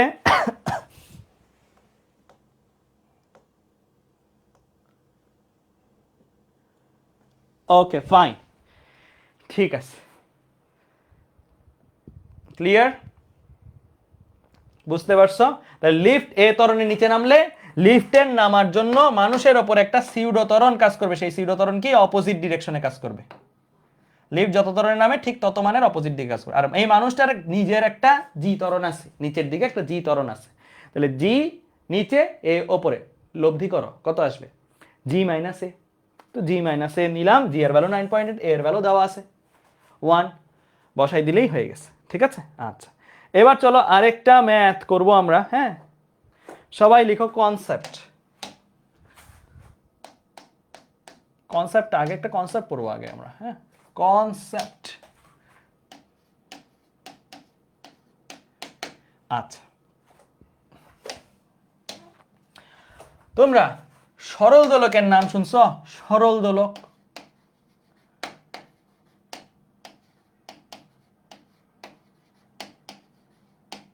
সরল দোলক পড়বো এখন আমরা, সরল দোলক পড়বো, খুবই সিম্পল কনসেপ্ট। সরল দোলক এই জিনিসটা এত ইম্পর্টেন্ট, এটা আমাদের এই চ্যাপ্টারে আছে, পর্যাবৃত্ত গতি চ্যাপ্টার সেটাতে আছে, কাজ শক্তি ক্ষমতা অধ্যায় সেটাতেও আছে, ঠিক আছে, এটা সব জায়গায় আছে। ক্লিয়ার? এটা সব জায়গায় তোমরা পাবে এই সরল দোলক এই জিনিসটা। আচ্ছা তো এবার দেখো এই যে সরল দোলক আমি আঁকলাম, এই সরল দোলকের মধ্যে কি কি থাকে। প্রথমত সরল দোলক জিনিসটা কি? সরল দোলক জিনিসটা হচ্ছে একটা দৃঢ় অবলম্বন থেকে, একটা দৃঢ় অবলম্বন, দৃঢ় অবলম্বন মানে কি, মানে অনেক শক্তপোক্ত একটা অবলম্বন আর কি, যেখানে আমি একটা হুক হইতে পারে, এখানে আমি একটা সুতার সাহায্যে একটা ভারী বস্তুকে ঝুলাই দিব। কি করলাম, একটা দৃঢ় অবলম্বন থেকে সুতার সাহায্যে একটা ভারী বস্তুকে ঝুলাই দিব, এই ভারী বস্তুকে যদি আমি একদিকে টান দিয়ে ছেড়ে দিই তাহলে কি হবে, এটা এইভাবে দুলতে থাকবে, তাই না, এইভাবে সে দুলতে থাকবে। এই যে এই সিস্টেমটা, এই সিস্টেমটাকে আমরা বলি সরল দোলক। এই সিস্টেমটাকে আমরা কি বলবো, সরল দোলক বলবো। সরল দোলকের, সরল দোলকের কিছু বৈশিষ্ট্য আছে, বিশেষ করে আদর্শ সরল দোলক। লিখো আমার সাথে সাথে সবাই, আদর্শ সরল দোলকের বৈশিষ্ট্য। সবাই লিখো, এগুলা এমসিকিউতে খুবই খুবই খুবই কাজে লাগবে। আদর্শ সরল দোলকের বৈশিষ্ট্য।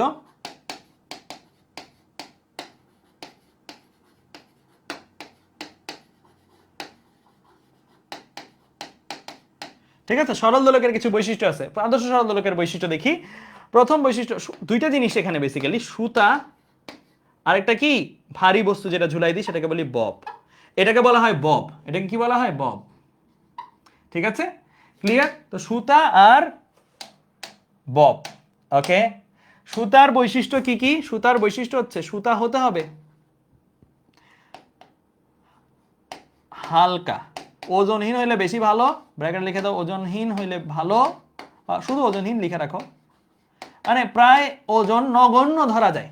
ওজন কি নগণ্য ধরা যায়, ওজনহীন তো আর হয় না সুতা, ওজনটাকে প্রায় 0 ধরা যায়, 0 পয়েন্ট সামথিং সামথিং ধরো থাকতো, এত ছোট যে এটাকে নগণ্য ধরা যায়। হ্যাঁ, ওজনহীন। তারপরে লেখো নমনীয়। নমনীয় মানে এটা শক্ত হয়ে থাকলে হবে না, এটাকে বাঁকানো যাবে, ইয়া করা যাবে, মানে পেঁচানো যাবে আর কি, সহজ কথা, পেঁচানো যাবে, নমনীয় হবে। তারপরে লেখো অপ্রসারণশীল।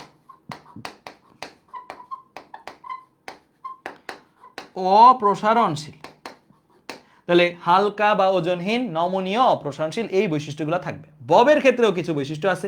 ববের ক্ষেত্রে প্রথম বৈশিষ্ট্য হচ্ছে বব হইতে হবে ভারী। বব হইতে হবে কি? ভারী।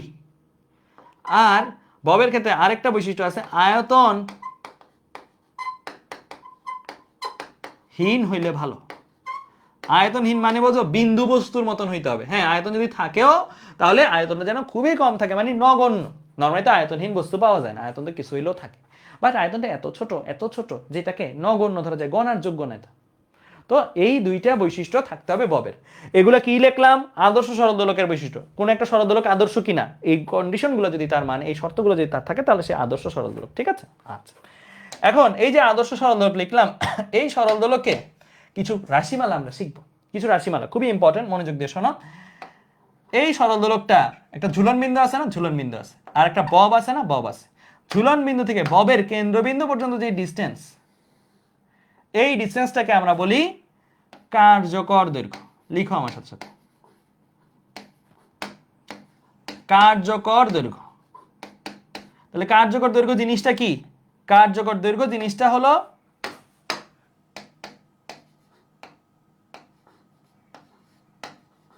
ঝুলন বিন্দু হতে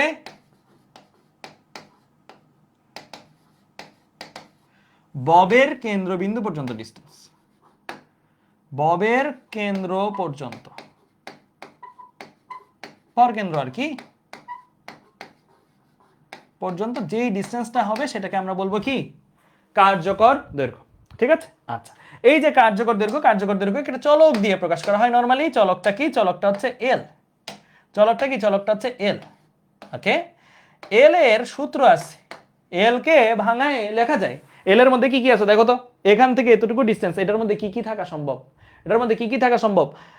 সুতার দৈর্ঘ্য আছে, ববের ব্যাসার্ধও আছে, তাই না? তার মানে এটার মধ্যে দুইটা জিনিস আছে বেসিক্যালি, একটা হচ্ছে সুতার দৈর্ঘ্য, আরেকটা কি? ববের ব্যাসার্ধ। তো সুতার দৈর্ঘ্য আছে, ববের ব্যাসার্ধ আছে, তো এই দুইটা জিনিস মিলায় কি আমার কার্যকর দৈর্ঘ্য। ঠিক আছে, এল প্লাস আর। এল এর পরিচয় লেখো, এল এর পরিচয় হচ্ছে সুতার দৈর্ঘ্য।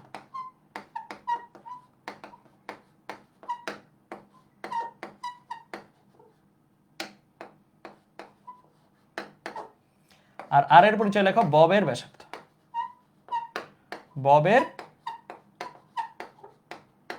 ব্যাসার্ধ। ঠিক আছে, সুতার দৈর্ঘ্য আর ববের ব্যাসার্ধ আলাদাভাবে দেওয়া থাকলে তুমি কার্যকর দৈর্ঘ্য বের করতে পারবে। ঠিক আছে, আচ্ছা। আরো কয়েকটা জিনিস একটু আমরা শিখবো। এই যে সরল দোলকটা আছে না, এই সরল দোলকটা আছে, এই সরল দোলকটাকে আমরা যদি এক পাশে নিয়ে ছেড়ে দিই তাহলে কি সে দুলতে থাকে? আমরা জানি, তাই না? এক পাশে নিয়ে যদি ছেড়ে দিই তাহলে সে দুলতে থাকবে। এখান থেকে সে একবার এখানে যাবে, এখান থেকে একবার সে এখানে আসবে, এইভাবে যাওয়া আসা সে করতে থাকবে। বলতো এই যাওয়া আসার সময় তার গতিপথটা কেমন হয়? গতিপথটা কি সরলরৈখিক নাকি বক্ররেখা বলো তো? এই গতিপথটা কি সরলরৈখিক নাকি বক্ররেখা বলো? যাওয়া আসার সময় তার গতিপথটা কেমন হয়, সরলরৈখিক অর বক্ররেখা? বক্ররেখা হচ্ছে, তাই না? বক্ররেখা হচ্ছে, কিন্তু হওয়া যাবে না, কিন্তু হওয়া যাবে না। যদি তুমি তাকে দোলক বলো, বক্ররেখা হোক, সমস্যা নেই। সরল দোলক বললে বক্ররেখা হওয়া যাবে না। সরল কথাটা কোথা থেকে আসছে জানো? সরলরেখা। সরল কথাটা কোথা থেকে আসছে জানো? সরলরেখা। তাহলে কি ভাইয়া, বাস্তবে তো সরলরেখা হয় না। হয় না আবার হয়, হয় না আবার হয়। কিভাবে? যদি তুমি খুবই অল্প পরিমাণের তাকে ছেড়ে দাও টেনে, অল্প পরিমাণে, কতটুকু পরিমাণ? ধরো তুমি তাকে কতটুকু পরিমাণ ছেড়ে দিলা? 4 ডিগ্রি এর মধ্যে টেনে যদি তুমি তাকে ছেড়ে দাও, তাহলে দেখো তো, নিজেই চিন্তা করো, এইটা সরল দোলক যদি হয়, 4 ডিগ্রি কত ছোট একটা কোণ, এতটুকুর মধ্যে দুলবে। এতটুকুর মধ্যে দুললে এই দোলনটা কি হবে? এই দোলনটা কি হবে? সরলরেখা। তাই না? ববটাকে চিন্তা করো, ববটা কি অনেক অল্প জায়গার মধ্যে যাওয়া আসা করে, তো অনেক অল্প জায়গার মধ্যে যাওয়া আসা করলে এই জিনিসটা কিরকম? এইরকম আর কি। তো এইটাকে সরলরেখার মতন চিন্তা করা যায়। এই যে তার গতিপথটা তখন এরকম হবে, এখান থেকে সে এখানে গেছে, দেন এখান থেকে সে এখানে গেছে, এখান থেকে সে এখানে গেছে। তাহলে সরল দোলক কেন সরল দোলক? কারণ সরল দোলককে গতিপথ সরলরৈখিক। সরল দোলক কেন সরল দোলক? কারণ সরল দোলকের গতিপথ সরলরৈখিক। গতিপথ সরলরৈখিক কখন হবে? সব সময় না। 4 ডিগ্রির মধ্যে যদি তাকে টেনে ছেড়ে দেওয়া হয়, 4 ডিগ্রির বেশি কোণে টেনে ছেড়ে দিবা তাহলে তো বক্ররেখা। 4 ডিগ্রির মধ্যে ছোট একটা কোণ, তাহলে কি সরলরেখার ন্যায় সে আচরণ করে। ঠিক আছে? 4 ডিগ্রির মধ্যে রাখলে কি? 4 ডিগ্রির মধ্যে রাখলে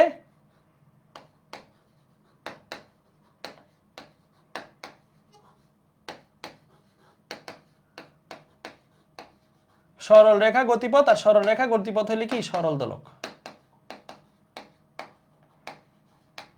সরলরেখা গতিপথ হলে কি? সরল দোলক হিসেবে সে কাজ করবে। ঠিক আছে? বুঝতে পারছো? বুঝছো? আচ্ছা, এবার আরো কয়েকটা জিনিস। এই যে 4 ডিগ্রির মধ্যে থাকা, এটা কি সর্বোচ্চ কোণের মান? সর্বোচ্চ কোণের মান কত হবে? 4 ডিগ্রি। এই কোণের মানটাকে সর্বোচ্চ যতটুকু কোণ করতে পারে একটা সরল দোলক,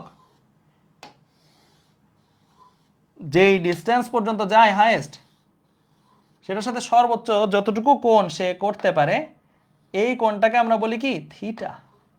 থিটার পরিচয় হলো কৌণিক বিস্তার। তার মানে কৌণিক বিস্তার 4 ডিগ্রির মধ্যে হইলেই কোনো দোলক সরল দোলক। থিটা কি? সর্বোচ্চ যত কোণ সে ডানে বা বামে যায়, এই যে সরল দোলক দুলতেছে, ডানে যাচ্ছে, বামে যাচ্ছে, সর্বোচ্চ যত কোণ সে ডানে বা বামে যেতে অ্যালাউড। কোথা থেকে ভাবতেছি এই কোণগুলা? মাঝখানের দাগ থেকে। মাঝখানের দাগটাকে আমরা সাম্য অবস্থা বলি, লিখে রাখো এগুলা। মাঝখানের দাগটাকে আমরা কি বলি? এটাকে বলি সাম্য অবস্থান বা সাম্য অবস্থান একবারে বলি। সবচেয়ে কিনারে, ডানে হোক বামে হোক, সবচেয়ে কিনারে সে যতটুকু যাইতে পারে সেটাকে বলি বিস্তার অবস্থা। সেটাকে কি বলি? বিস্তার অবস্থা। তাহলে সাম্য অবস্থান, বিস্তার অবস্থান। সাম্য অবস্থান আর বিস্তার অবস্থানের মধ্যবর্তী যে কোণ, সেটাকে বলা হয় কি? কৌণিক বিস্তার। সেটাকে বলা হয় কি? এই কোণটাকে বলা হয় কৌণিক বিস্তার।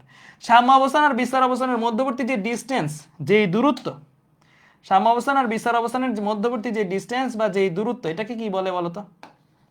এটাকে কি বলে? এটাকে বলে বিস্তার। এটাকে বলে কি? বিস্তার। এর পরিচয় কি? এর পরিচয় হচ্ছে বিস্তার। তাহলে বিস্তার হচ্ছে একটা দূরত্বের মান, আর কৌণিক বিস্তার হচ্ছে একটা কোণের মান। দুইটাই সাম্য অবস্থা থেকে বিস্তার অবস্থানের মধ্যবর্তী কোণের মান হচ্ছে কৌণিক বিস্তার, আর সাম্য অবস্থা থেকে বিস্তার অবস্থানের মধ্যবর্তী রৈখিক দূরত্বের মান হচ্ছে রৈখিক দূরত্ব, যতটুকু দূরত্বে আসছে। ঠিক আছে? এই ডিসটেন্সটার মান হলো রৈখিক বিস্তার বা শুধু বিস্তার বলে। এর ফুল ফর্ম হচ্ছে এটা।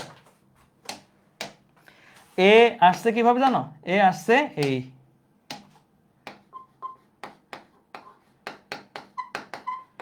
অ্যামপ্লিটিউড। অ্যামপ্লিটিউডের বাংলা হচ্ছে কি? বিস্তার। অ্যামপ্লিটিউডের ফার্স্ট লেটার হচ্ছে এ। ক্লিয়ার? বুঝতে পারছো? আচ্ছা, ঠিক আছে। আচ্ছা, তো এখন ছোটখাটো কিছু প্রশ্ন ধরি দেখি তোমাদেরকে।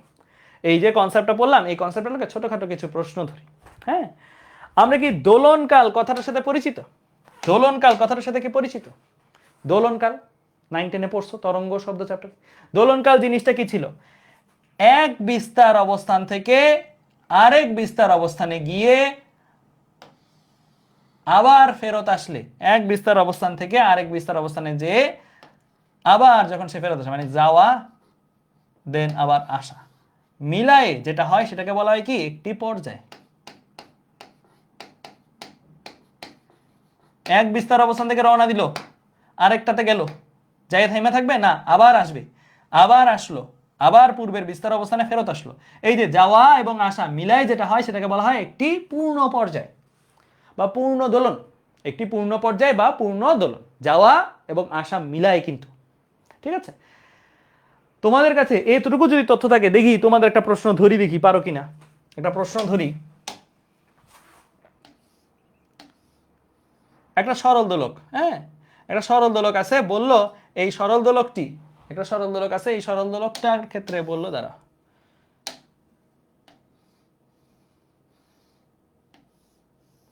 হ্যাঁ একটা সরল দোলক আছে, এই সরল দোলকটা দিয়ে বলল একটি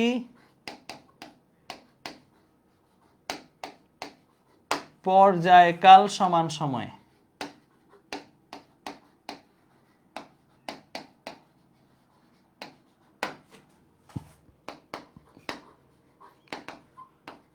অতিক্রান্ত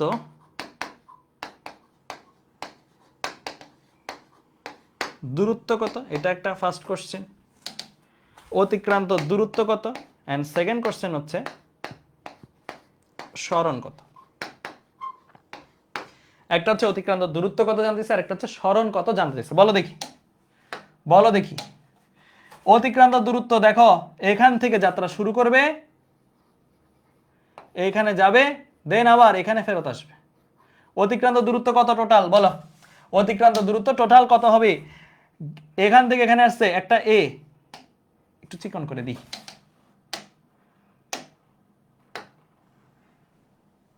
এখান থেকে এখানে আসছে একটা এ, এখান থেকে এখানে গেছে আরেকটা এ, এখান থেকে এখানে গেছে আরেকটা এ, আবার এখান থেকে এখানে গেছে আরেকটা এ।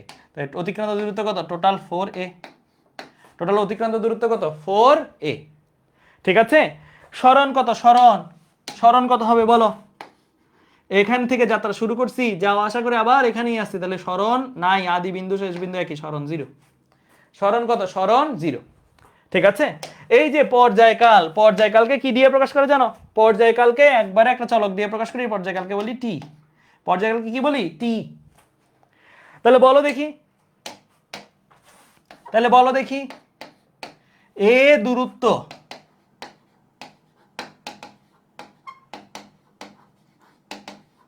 অতিক্রমে সময় লাগে কত? যে কোনো একটা সরল দোলকের এ দূরত্ব অতিক্রমে সময় লাগবে কত? এ দূরত্ব অতিক্রমে সময় লাগবে কত? এ দূরত্ব অতিক্রমে সময় লাগবে, দেখো একটু আগেই দেখলা, তুমি একটু আগেই দেখছো কি টি সময়ে,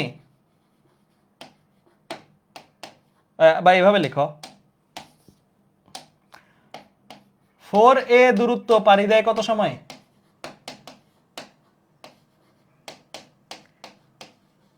টি সময়। তাহলে এক দূরত্ব পাড়ি দেয় কত সময়? 1a, বা শুধু এ, এক না শুধু এ, শুধু এ দূরত্ব পাড়ি দেয় কত সময়? t/4 সময়। তাহলে এটার অ্যান্সার কি? t/4, t/4 second.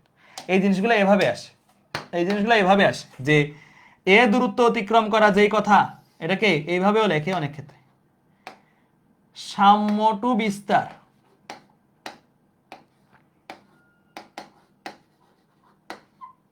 সাম্য টু বিস্তার কি মানে? সাম্য অবস্থা থেকে বিস্তার অবস্থানে গেলাম, তাহলে কি এ দূরত্বেই গেছি না?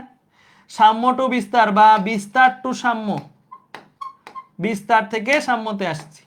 মানে স্যাররা তোমাকে ভাষাগত এই পেঁচগুলা দিবে, হ্যাঁ, বলবে একটি সরল দোলক সাম্য অবস্থা থেকে বিস্তার অবস্থানে গেল, অথবা বিস্তার অবস্থান থেকে সাম্য অবস্থানে আসলো, কত সময় লাগলো? তুমি তো জানো যে এ দূরত্ব পাড়ি দিতে সময় লাগে কত? এ দূরত্ব পাড়ি দিতে সময় লাগে হচ্ছে t/4 পরিমাণ।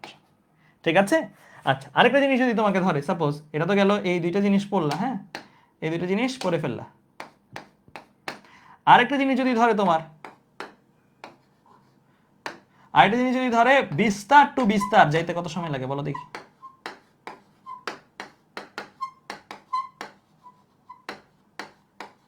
বিস্তার টু বিস্তার যাইতে কত সময় লাগে? বিস্তার টু বিস্তার মাইন্স কি? এখান থেকে যাত্রা করে এখানে যাবো, তাহলে টোটাল কত দূরত্ব? বিস্তার টু বিস্তার দূরত্ব মিন্স কত? দূরত্ব হচ্ছে 2a দূরত্ব, আর 2a দূরত্ব যেতে সময় লাগে কত? 2a দূরত্ব যেতে সময় লাগে 2a দূরত্ব যেতে সময় লাগে কত? t/2। তাহলে t/4 কখন, t/2 কখন, এগুলো আশা করি ভুল হবে না। ঠিক আছে, ঠিক আছে, ক্লিয়ার, বোঝা গেছে? ওকে, বুঝতে পারছো? ঠিক আছে, আচ্ছা এবার আমরা চলে যাব সরল দোলকের সূত্র শিখব। সরল দোলকের সূত্র, সরল দোলকের সূত্র চলো পড়ি। সরল দোলকের সূত্র দাগ দাও, একটা হেডিং দাও, সরল দোলকের সূত্র, হেডিং দাও সরল দোলকের সূত্র।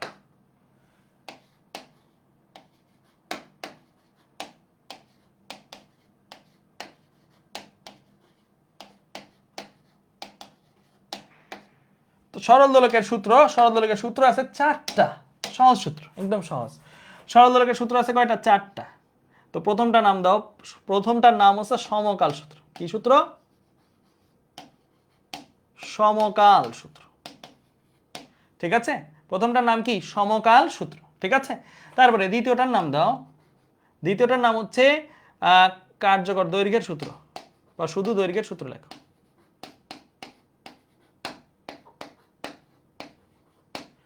তৃতীয়টার নাম দাও ত্বরণের সূত্র।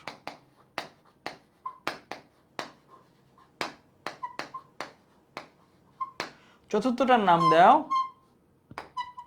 ভরের সূত্র। ঠিক আছে, আচ্ছা এখন দেখো এই যে এই সূত্রগুলো একটু ফাস্ট পড়ে ফেলি। হ্যাঁ, প্রথমে শুরু করি সমকাল সূত্র দিয়ে। সমকাল সূত্রে তেমন নতুন কিছু নাই, খুব সহজ জিনিস। এই যে একটা সরল দোলক আঁকি, একটা সরল দোলক, এই একটা সরল দোলক। হ্যাঁ, এই সরল দোলকের, এই সরল দোলকটার তুমি এল, এল মানে কি? কার্যকর দৈর্ঘ্য, কনস্ট্যান্ট রাখলা। এল কনস্ট্যান্ট রাখলা, জি কনস্ট্যান্ট রাখলা। এল আর জি যদি কনস্ট্যান্ট থাকে তাহলে এই সরল দোলকের, কোন সরল দোলকের কার্যকর দৈর্ঘ্য চেঞ্জ করবে না, অভিকর্ষ ত্বরণের মানও চেঞ্জ করবে না। চেঞ্জ যদি না করি তাহলে এই সরল দোলকের প্রতিটি দোলনে সমান সময় লিখবে, প্রতিটি দোলনে সমান সময়। এটাকে শর্টকাটে লেখে এভাবে, প্রতিটি দোলনের সমান সময় মানে কি? এটা শর্টকাটে লেখে এমন ভাবে, টি ইকুয়াল টু কনস্ট্যান্ট। মানে এল আর জি কনস্ট্যান্ট হইলে টি কনস্ট্যান্ট হবে। সহজ কথা এটা, এল আর জি কনস্ট্যান্ট হইলে টি কনস্ট্যান্ট থাকবে। ঠিক আছে, বুঝতে পারছো? অর্থাৎ এমন হয় না যে প্রথম দোলনের জন্য একটা সময় লাগছে, দ্বিতীয় দোলনের জন্য আরেকটা সময় লাগছে, তৃতীয় দোলনের জন্য আরেকটা সময় লাগছে, এটা হবে না। প্রথম দোলনের জন্য যা সময় লাগবে সে থামার পূর্ব পর্যন্ত তাই সময় লাগবে, প্রতিটা দোলনের জন্য সমান সময় লাগবে। আরেকটা জিনিস বলে রাখি, এই যে সূত্রগুলো পড়তেছি এই সূত্রগুলো কিন্তু দুইটা কেসে প্রযোজ্য, এটা লিখে রাখো, দুইটা কেসে প্রযোজ্য। ফার্স্ট অফ অল এইগুলা ভ্যাকুয়ামের জন্য, মানে বায়ু শূন্য স্থানে আমি করব। সেকেন্ডলি হচ্ছে কৌণিক বিস্তার মানে থিটার ভ্যালু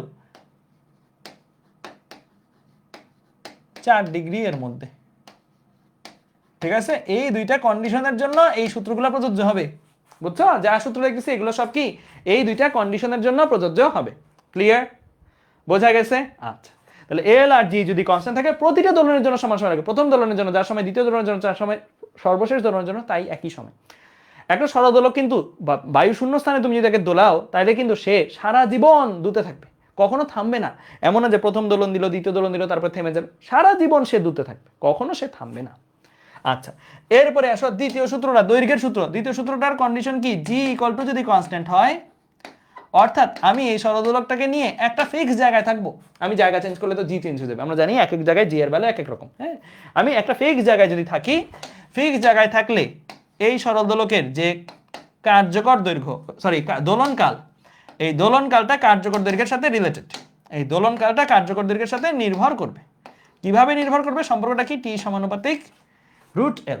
অর্থাৎ যত বেশি কার্যকর দৈর্ঘ্য তত বেশি দোলনকাল। দোলনকাল কার্যকর দৈর্ঘ্যের সাথে কি? বর্গমূলের সমানুপাতিক সম্পর্কে সম্পর্কিত হবে। দৈর্ঘ্যের মান যদি 4 গুণ করে কেউ, এটা যদি 4 গুণ করে, সে এটা সাপোজ 4 গুণ করলো, এটা যদি কেউ 4 গুণ করে এটা 2 গুণ হবে, এটা যদি কেউ 9 গুণ করে এটা 3 গুণ হবে, এটা যদি কেউ 16 গুণ করে এটা 4 গুণ হবে। সহজ কথায় আমি কি করতেছি জানো, এটা 4 উপরে রুট চিন্তা করতেছে একটা, 9 উপরে রুট চিন্তা করতেছে একটা, 16 উপরে রুট চিন্তা করতেছে, যেটা আসতেছে সেটাই এখানে লিখে দিচ্ছি। ক্লিয়ার? বুঝতে পারছো? Okay fine. তাহলে একটা বাড়াইলে আরেকটা বাড়বে, বাট সমানুপাতিক হারে বাড়বে না, বর্গমূলের সমানুপাতিক হারে বাড়বে। আচ্ছা, এবার আসি তৃতীয় সূত্রটা। তৃতীয় সূত্রটা কি বলছে, যদি এল কনস্ট্যান্ট থাকে, ত্বরণের সূত্র তো, এল যদি কনস্ট্যান্ট থাকে, কোন একটা সরল দোলক নিলা, ওই সরল দোলকের কার্যকর দৈর্ঘ্য তুমি চেঞ্জ করতে পারবে না, টাইম টু টাইম চেঞ্জ করতে, ফিক্সড, যেই সূত্রটা আছে সেই সূত্রটা ফিক্সড, বাড়াবো না কমাবো না। এই সূত্রটা নিয়ে আমরা ধরো এই সরল দোলকটাকে নিয়ে তার দোলনকাল যদি হিসাব করি, তাহলে দেখব তার দোলনকাল জি এর সাথে বর্গমূলের ব্যস্তানুপাতিক সম্পর্কিত। বর্গমূলের ব্যস্তানুপাতিক সম্পর্কিত মানে কি জানো? জি মানে কি, পৃথিবী যেই টান দিচ্ছে, যেই ত্বরণে নিচের দিকে টানতেছে, তুমি নিজেই চিন্তা করো, ত্বরণের মান সামহাও এমন একটা জায়গায় গেলে বেড়ে গেছে, বেড়ে গেলে কি জোরে টানবে না, সরলদৈর্ঘ্যকে জোরে নিচের দিকে টানবে, জোরে নিচের দিকে টানলে কি সে দ্রুত দুলবে না? তাহলে কি দাঁড়াইলো, জি বাড়লে টি কমে, যত বেশি জি মানে যত বেশি টান তত কম টাইম লাগবে, তাই জি বাড়াইলে টি কমতেছে। আবার ভাইস ভার্সা, উল্টাটাও হবে, জি যদি কমাই, মানে ধরো আমি চাঁদে গেলাম, সরলদৈর্ঘ্য নিয়ে কই গেলাম, চাঁদে, চাঁদে জি এর মান কম আমরা জানি, চাঁদে আস্তে আস্তে টানবে, আস্তে আস্তে টানলে, অল্প ত্বরণে টানলে সে অনেক সময় নিয়ে দোলনকাল দিবে, অর্থাৎ জি কমলে টাইম বেশি লাগে, তাই না? চাঁদে দোলনকালের সময় বেশি লাগবে। এই যে সূত্রটা, এই সূত্রটা কিন্তু তাই মিন করে, একটার সাথে আরেকটা কি সম্পর্কিত, ব্যস্তানুপাতিক। একটার সাথে আরেকটা কি ব্যস্তানুপাতিক সম্পর্কিত, একটাকে 4 গুণ বাড়াইলে আরেকটা 2 গুণ কমে, একটাকে 9 গুণ বাড়াইলে আরেকটা 3 গুণ কমে, একটাকে 16 গুণ বাড়াইলে আরেকটা 4 গুণ কমে যায়। ঠিক আছে?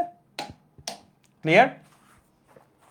ওকে, আচ্ছা, এরপরে আসি তৃতীয় সূত্র। তৃতীয় সূত্রটা হচ্ছে ভরের, এটার ক্ষেত্রেও কন্ডিশন হচ্ছে ঠিক আগেরটার মতনই, এল যদি কনস্ট্যান্ট থাকে, জিও যদি কনস্ট্যান্ট থাকে,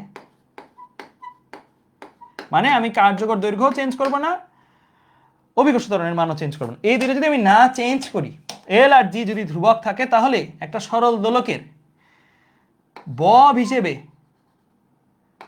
দোলনকালটা যেটা আছে না, সেই দোলনকালটা বব হিসেবে যাই ব্যবহার করো না কেন তার উপরে নির্ভর করবে না। দোলনকাল লিখো,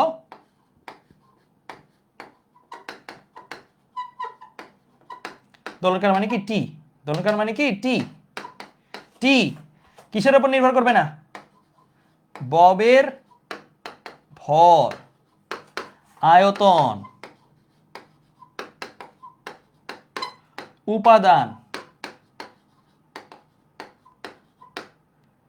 এর ওপর নির্ভর করবে না।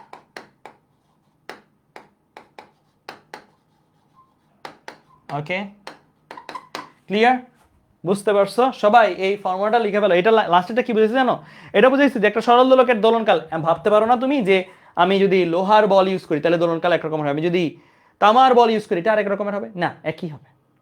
তুমি লোহার বল ইউজ করো, তামার বল ইউজ করো, তুমি যে কোনো সাইজের ইউজ করো, কোনো সমস্যা হবে না। বুঝতে পারছো? আয়তন, একটা ধরো বড় বল ইউজ করছো বা ছোট বল ইউজ করছো, এটাতেও কোনো সমস্যা হবে না।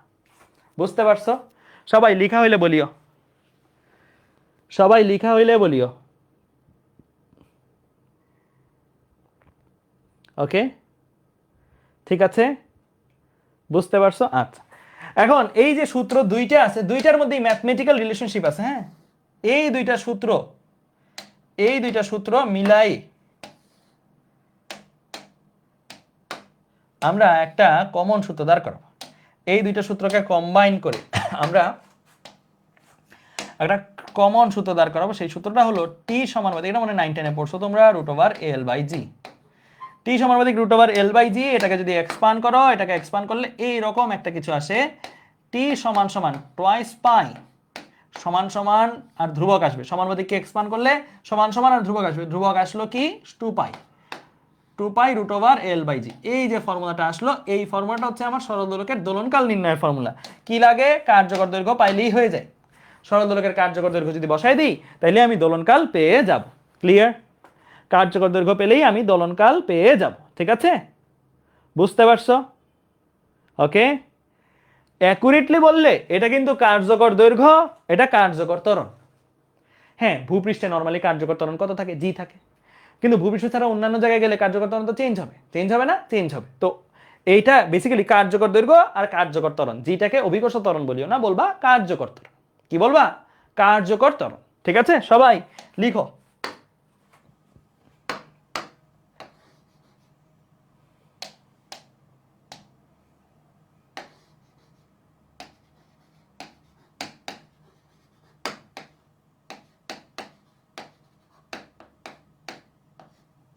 আর যেটা কি কার্যকর ত্বরণ। হ্যাঁ, ভূপৃষ্ঠে কার্যকর ত্বরণই জি। ভূপৃষ্ঠে যদি থাকে সরল দোলক তাহলে সেই কার্যকর ত্বরণের মানই জি। কিন্তু ভূপৃষ্ঠে না থেকে ওই যে লিফট, যে লিফট এ ত্বরণে উপরে উঠতেছে, যে লিফট এ ত্বরণে নিচে নামতেছে, সেগুলোর মধ্যে যদি থাকে তাহলে তো এটা আর জি হবে না, তখন এটা জি প্লাস এ হবে অথবা জি মাইনাস এ হবে। ঠিক আছে, ক্লিয়ার? তো চলো এখন ছোটখাটো কয়েকটা ম্যাথ করি, আমরা ছেড়ে দিব আজকে। আজকে কনসেপ্ট শেষ, ছোটখাটো কিছু ম্যাথ করলেই আমাদের শেষ হয়ে যাবে। হ্যাঁ, বেশি না, জাস্ট 2টা পাতা আছে, 3টা ম্যাথ আছে। ম্যাথ মিন্স কি এমসিকিউ, ছোট, একদম ধুপাধাপ করে ফেলতে পারবো। সবাই বলো এটার অ্যান্সার কি হবে? সবাই বলো এটার অ্যান্সার কি হবে? একটি সেকেন্ড দোলকের সাম্যাবস্থা বিস্তার অবস্থান, সাম্যাবস্থা হতে বিস্তার অবস্থানে যেতে ন্যূনতম কত সময় লাগে? বলে রাখি, আমরা সরল দোলক পড়ছি, এখানে কি দেওয়া? এটা সেকেন্ড দোলক। সেকেন্ড দোলক কে জানো? সেকেন্ড দোলক কে জানো? সেকেন্ড দোলক মানে যে সকল দোলকের দোলনকাল 2 সেকেন্ড,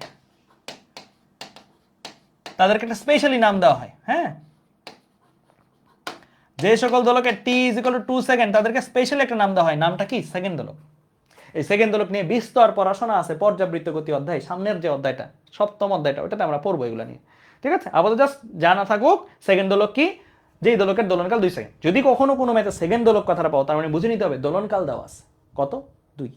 ঠিক আছে, তাহলে আমার এখানে টি দেওয়া আছে 2, বসে সাম্য অবস্থান হতে বিস্তার অবস্থানে যেতে সময় লাগে কত? আমরা একটু আগে পড়ছি, সাম্য টু বিস্তার যেতে সময় লাগে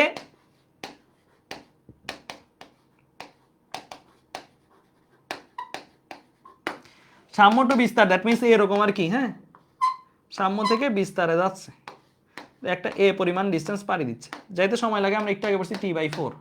টি/4, টি এর ভ্যালু হচ্ছে 2। সেকেন্ড দোলক বললে টি এর ভ্যালু মুখস্থ বলে দিবে না। হ্যাঁ, 2/4 দ্যাট মিনস আসবে কত? 0.5 সেকেন্ড। তাহলে 0.5 সেকেন্ড অ্যান্সার কত নাম্বার? ক নাম্বার। ক্লিয়ার? বুঝতে পারছো? ক্লিয়ার? আগে বলছো নামের সাথে কামের মিল নেই, আছে, এটা একটু বলে দিই না, তোমাদের কনফিউশন হতে পারে। সেকেন্ড দোলক বলে কেন দোলনকাল 2 সেকেন্ড, এটা একটু বলে দিই। এই যে সেকেন্ড দোলক, সেকেন্ড দোলক আসলে কিসের জন্য ব্যবহার করা হয় জানো? পর্যাবৃত্ত গতি অধ্যায় পড়বো, তারপর এখানে একটু বলে দিই কিসের জন্য ব্যবহার করা হয় জানো? সময় গণনার জন্য। কিসের জন্য জানো? সময় গণনার জন্য। আমরা অলরেডি পড়ছি না, একটা পাশ থেকে আরেকটা পাশে যাওয়া এবং আরেকটা পাশ থেকে আবার পূর্বের পাশে আসা, যাওয়া এবং আসা মিলায় হয় কি? দোলনকাল টি, নাকি? দোলনকাল টি। তার মানে টি ইকুয়াল টু কত? 2 সেকেন্ড। তাহলে টি ইকুয়াল টু যদি 2 সেকেন্ড হয়, তাহলে বলো তো শুধু যাওয়াটা কত সেকেন্ড? শুধু এক বিস্তার থেকে আরেক বিস্তার অবস্থানে যে যাচ্ছে, যাওয়াটা কত সেকেন্ড? 1 সেকেন্ড। শুধু যাওয়াটা 1 সেকেন্ড, আবার শুধু আসাটা কত সেকেন্ড? আরো 1 সেকেন্ড। এইটা 1 সেকেন্ড 1 সেকেন্ড করে টাইম তোমাকে নাই পেতে। তুমি যদি একটা সেকেন্ড দোলক তোমার কাছে থাকে, ধরো একটা সেন্সর আছে, যে সেন্সরটা কি এ পাশে গেলে 1 কাউন্ট দেয়, এ পাশে গেলে আরেকটা 1 কাউন্ট দেয়, তার মানে কি এক কর্নার থেকে আরেক কর্নারে গেলে প্রতি 1 সেকেন্ড পার হয়। এখানে প্রতি অর্ধদোল, এটা যেমন পূর্ণদোল, যাওয়া আসা মিলাই হচ্ছে পূর্ণদোল। অর্ধদোল কাকে বলে? এক বিস্তার থেকে আরেক বিস্তারে যাওয়া, এটাকে অর্ধদোল বলে। প্রতি অর্ধদোলের সময় কত? 1 সেকেন্ড। আর প্রতি অর্ধদোল কি কাউন্ট করা যায়, যে 1 2 3 4, তাহলে একটা সেকেন্ড দোলক তোমার সামনে দুলতেছে, ভ্যাকামের মধ্যে আছে, সারা জীবন সে দুলবে। এটাকে স্টপ ওয়াচ হিসেবে ইউজ করতে পারো না তুমি? তুমি চাইলে ইজিলি এটাকে স্টপ ওয়াচ হিসেবে ইউজ করতে পারো। ঘড়ির স্টপ ওয়াচ ইউজ করি না আমরা? এটা স্টপ ওয়াচ, যে 10 বার গেল 10 বার আসলো, তাহলে কত সেকেন্ড পার হয়েছে? 20টা অর্ধদোল দিছে, 20 সেকেন্ড পার হয়েছে। ঠিক আছে, ক্লিয়ার? বুঝতে পারছো? হ্যাঁ, পেন্ডুলাম ঘড়িতে কিন্তু সেকেন্ড দোলক থাকে। ঠিক আছে, আচ্ছা চলো আরো কিছু জিনিস দেখি আমরা। হ্যাঁ, আরো কিছু জিনিস দেখি। হ্যাঁ, এই ম্যাথটা করি। সবাই এই ম্যাথটা তুলে ফেলো ফাস্ট। সবাই এই ম্যাথটা দ্রুত তুলে ফেলবা, দ্রুত তুলে ফেলবা এটা, ভার্সিটি স্ট্যান্ডার্ড ম্যাথ, এটা ভার্সিটি অ্যাডমিশনে আসার মতো ম্যাথ। হ্যাঁ, ক্যালকুলেটর ছাড়া করার চেষ্টা করবো এটা, ক্যালকুলেটর ছাড়া করবো এটা, বুঝছো? ক্যালকুলেটর ছাড়া করবো, ভার্সিটির স্ট্যান্ডার্ড ম্যাথ। সাবিত মাহমুদ ভাই আমার একটা কোর্সে ছিল, হ্যাঁ বলো কমেন্টে, আমি দেখতে পাচ্ছি।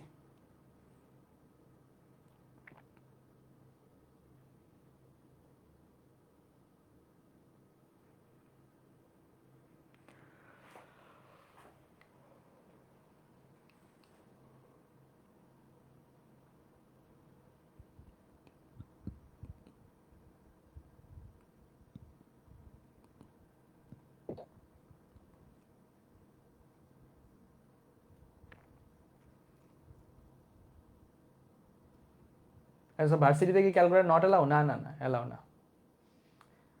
ভার্সিটি ব্যাচে, ভার্সিটি অ্যাডমিশনে ক্যালকুলেটর নাই, নেওয়া যায় না তো। ভার্সিটি এবং মেডিকেলে নেওয়া যায় না, ইঞ্জিনিয়ারিং এ নেওয়া যায়, ঠিক আছে? দেখো এখানে কি বলছে, একটি উপগ্রহের ভর ও ব্যাসার্ধ পৃথিবীর ভর ও ব্যাসার্ধের 16 ও 10 গুণ। হ্যাঁ, তাহলে আমি একটু আইকে ফেলি। হ্যাঁ, এই হচ্ছে পৃথিবী, পৃথিবীটাকে আমি ব্লু কালার দিয়ে দিলাম, এটা হচ্ছে পৃথিবী। এটা হচ্ছে পৃথিবী। ওকে, আচ্ছা, এটা হচ্ছে আরেকটা গ্রহ, আরেকটা গ্রহকে আমরা অন্য কালার দিয়ে দিই, বেটার। অন্য কালার কি দিব? অন্য কালার ধরো সাপোজ আমি না, কাছাকাছি কালার হয়ে যায়, আমি গ্রিন কালার দিলাম অন্য গ্রহটাকে, ঠিক আছে? অন্য গ্রহটাকে গ্রিন কালার দিলাম। এই গ্রহটা একটু বড়, তাই না? বলছি তো পৃথিবীর ভর ও ব্যাসার্ধের 16 গুণ আর 10 গুণ, এত বড় আঁকা দরকার নেই, জাস্ট যতটুকু আঁকলে হয় ততটুকু আঁকলাম। এটা হচ্ছে আর্থ, এটা হচ্ছে অন্য গ্রহ। হ্যাঁ, তো অন্য গ্রহ এক্স গ্রহ ধরে নাও, কিছু একটা গ্রহ, ঠিক আছে? আচ্ছা, তো একটি উপগ্রহ আর কি, এটা অন্য উপগ্রহ, ঠিক আছে? এক্স ধরে নিলাম। ওকে, বললো একটি উপগ্রহের ভর ও ব্যাসার্ধ পৃথিবীর ভর ও ব্যাসার্ধের যথাক্রমে 16 গুণ। তাহলে যেই গ্রহটাই আছে এক্স গ্রহ ধরো, হ্যাঁ, এক্স গ্রহের ভর কত? পৃথিবীর ভরের 16 গুণ, তাই না? 16 ইন্টু পৃথিবীর ভর। ওকে, এক্স উপগ্রহের ব্যাসার্ধ পৃথিবীর ব্যাসার্ধের কত গুণ? 10 গুণ। এই দুইটা ডাটা তোমার কাছে দেওয়া আছে, এই দুইটা ডাটা তোমার কাছে দিয়ে বলছে পৃথিবীর একটি সেকেন্ড দোলককে, পৃথিবীতে একটা সেকেন্ড দোলক আছে, মানে পৃথিবীতে এর দোলনকাল কত? পৃথিবীতে এর দোলনকাল মানে টি আর্থ, টি আর্থ কত? টি আর্থ হচ্ছে 2 সেকেন্ড। এটাকে নিয়ে যাব, এটাকে নিয়ে যাব কোথায়? এই উপগ্রহে। এই সেকেন্ড দোলকটাকে এটাকেই নিয়ে গেলাম, এটাকে নিয়ে যাব ওই উপগ্রহে। ওই উপগ্রহে যাওয়ার পরে তার দোলনকাল কত হবে জানি না, ধরে নিলাম টিএক্স। টিএক্স কত জানতে চাইছে, ঠিক আছে? তো চলো এই ম্যাথটা আমরা সলভ করা শুরু করি। হ্যাঁ, সলভ করা কিন্তু কঠিন না, একদম সহজ। আমরা টি এর সূত্র লিখবো, টি ইজ ইকুয়াল টু কি? Twice pi root over l by g. পড়ছি আমরা একটু আগে, তাই না? সবাই পড়ছি। আচ্ছা, এই যে সূত্রটা লিখলাম, এই সূত্রটা থেকে আমরা যেহেতু দেখতে পাচ্ছি কি, জি কে চেঞ্জ করতে হবে। কি করতে হবে? জি কে চেঞ্জ করতে হবে, ভর ও ব্যাসার্ধের মাধ্যমে নিতে হবে। ভর ও ব্যাসার্ধের মাধ্যমে নিতে হবে না? নিতে হবে। তাহলে এই সূত্রটাকে একটু ভাঙায় লিখি, ভাই একটু ভাঙায় লিখি, কি লিখতে পারি? টোয়াইস পাই রুট ওভার এল থাকুক এল এর মতন। হ্যাঁ, জি কে ভাঙায় কি লেখা যায়? জি কে ভাঙায় কি লেখা যায়? জিএম বাই আর স্কোয়ার লেখা যায় কি? লিখলে কি ভুল হবে? আমি জি নিচে ছিল, কারণ আমরা সবাই এই জিনিসটা তো জানি, কোন গ্রহের জি, ভূপৃষ্ঠের জি ইজ ইকুয়াল টু কি? জিএম বাই আর স্কোয়ার না? GM by R square. তো আমি জি এর জায়গায় ভ্যালু বসাইছি, কি বসাইছি? GM by R square. যেহেতু জিএম বাই আর স্কোয়ার ভাগ আকারে, ভাগের নিচে ভাগ আকারে, সেটা গুণ আকারে চলে গেছে। ওকে, আচ্ছা, এখন আমরা যেটা করব, এখান থেকে অনুপাত দাঁড় করাবো। এখান থেকে অনুপাত দাঁড় করবো কোনটুকু নিয়ে? যে টি ইজ ইকুয়াল টু এটা, এখান থেকে অনুপাত দাঁড় করবো। আমরা অনুপাত দাঁড় করায় ম্যাথ করছিলাম, মনে আছে? এই টেকনিকটা শেখানোর জন্যই এই ম্যাথটা কিন্তু ফেভারিট ম্যাথ আমার। হ্যাঁ, দেখো কি করব, অনুপাত দিয়ে করব। অনুপাত দিয়ে কিভাবে করে? শুধু চলকগুলো লিখবো। বলো তো চলক কে কে? এই সূত্রটার মধ্যে চলক কে কে বলো? তোমরা আগে বলবো, তারপরে আমি লিখবো। চলক কে কে? এই সূত্রটার মধ্যে চলক কে কে? চলক কে কে? টি এইগুলা দেখবা, এটা তো ভাঙাই ফেলছি, এটা না। টি ইজ ইকুয়াল টু এই জিনিসটা, এখান আর এখানের মধ্যে চলক কে কে বলো? টি চলক, টি আলাদা। এই গ্রহের টি আর এই গ্রহের টি এক না, আলাদা হবে। এল কি চলক? এল কি চলক? এল কি চেঞ্জ হবে? এই গ্রহের কার্যকর দৈর্ঘ্য যা, এই গ্রহের কার্যকর দৈর্ঘ্য কি চেঞ্জ হয়ে যাবে? সুতা বড় হয়ে যায়? এক গ্রহ থেকে সুতা আরেক গ্রহে নিলে সুতা লম্বা হয়ে যায়? হয় না। সুতার দৈর্ঘ্য চেঞ্জ হবে না। এল চলক না, এল এই গ্রহেও যা এই গ্রহেও তা, এল ধ্রুবক, দুই গ্রহই সেম। আর কি চলক? হ্যাঁ আর চলক, এই গ্রহের আর এই গ্রহের আর সেম না। এম কি চলক? এমও চলক, এম এই গ্রহে আর এই গ্রহে সেম না, ঠিক আছে। ক্যাপিটাল জি কি চলক? না, ক্যাপিটাল জি ধ্রুবক, ক্যাপিটাল জি ধ্রুবক, এটা সকল গ্রহেই সেম। তাহলে তুমি শুধু চলকগুলোকে লিখবা, কি লিখবা ভাইয়া? শুধু চলক, শুধু চলক কে কে আছে? টি আছে, T by T is equal to, এখানে শুধু চলক লিখবো, শুধু চলক, 2 পাই চলক না, এল চলক না, শুধু চলক লিখবো। তাহলে রুট ওভার আর স্কোয়ার আছে, হ্যাঁ রুট ওভার আর স্কোয়ার মিন্স কি? আর। রুট ওভার আর স্কোয়ার আমি যদি লিখি, রুট ওভার আর স্কোয়ার মিন্স কি? আর, তাই না? আর বাই আর। কেন আর লিখলেন ভাইয়া? রুট ছিল আর স্কোয়ার ছিল, রুট আর আর স্কোয়ার মিন্স কি? শুধু আর না, রুটের বাইরে চিন্তা করো না, আরটাকে রুটের বাইরে চিন্তা করো, তাইলেই তো হয়, ঠিক আছে। তুমি লাগলে একটা লাইন এখানে এক্সট্রা করে নাও, তোমার যদি এটা কনফিউশন হয় লাগলে একটা লাইন এক্সট্রা করে নাও, 2 পাই আর রুট ওভার কি? এল বাই জি এম, ঠিক আছে, এটা লাগলে করে নাও। তো আর কি?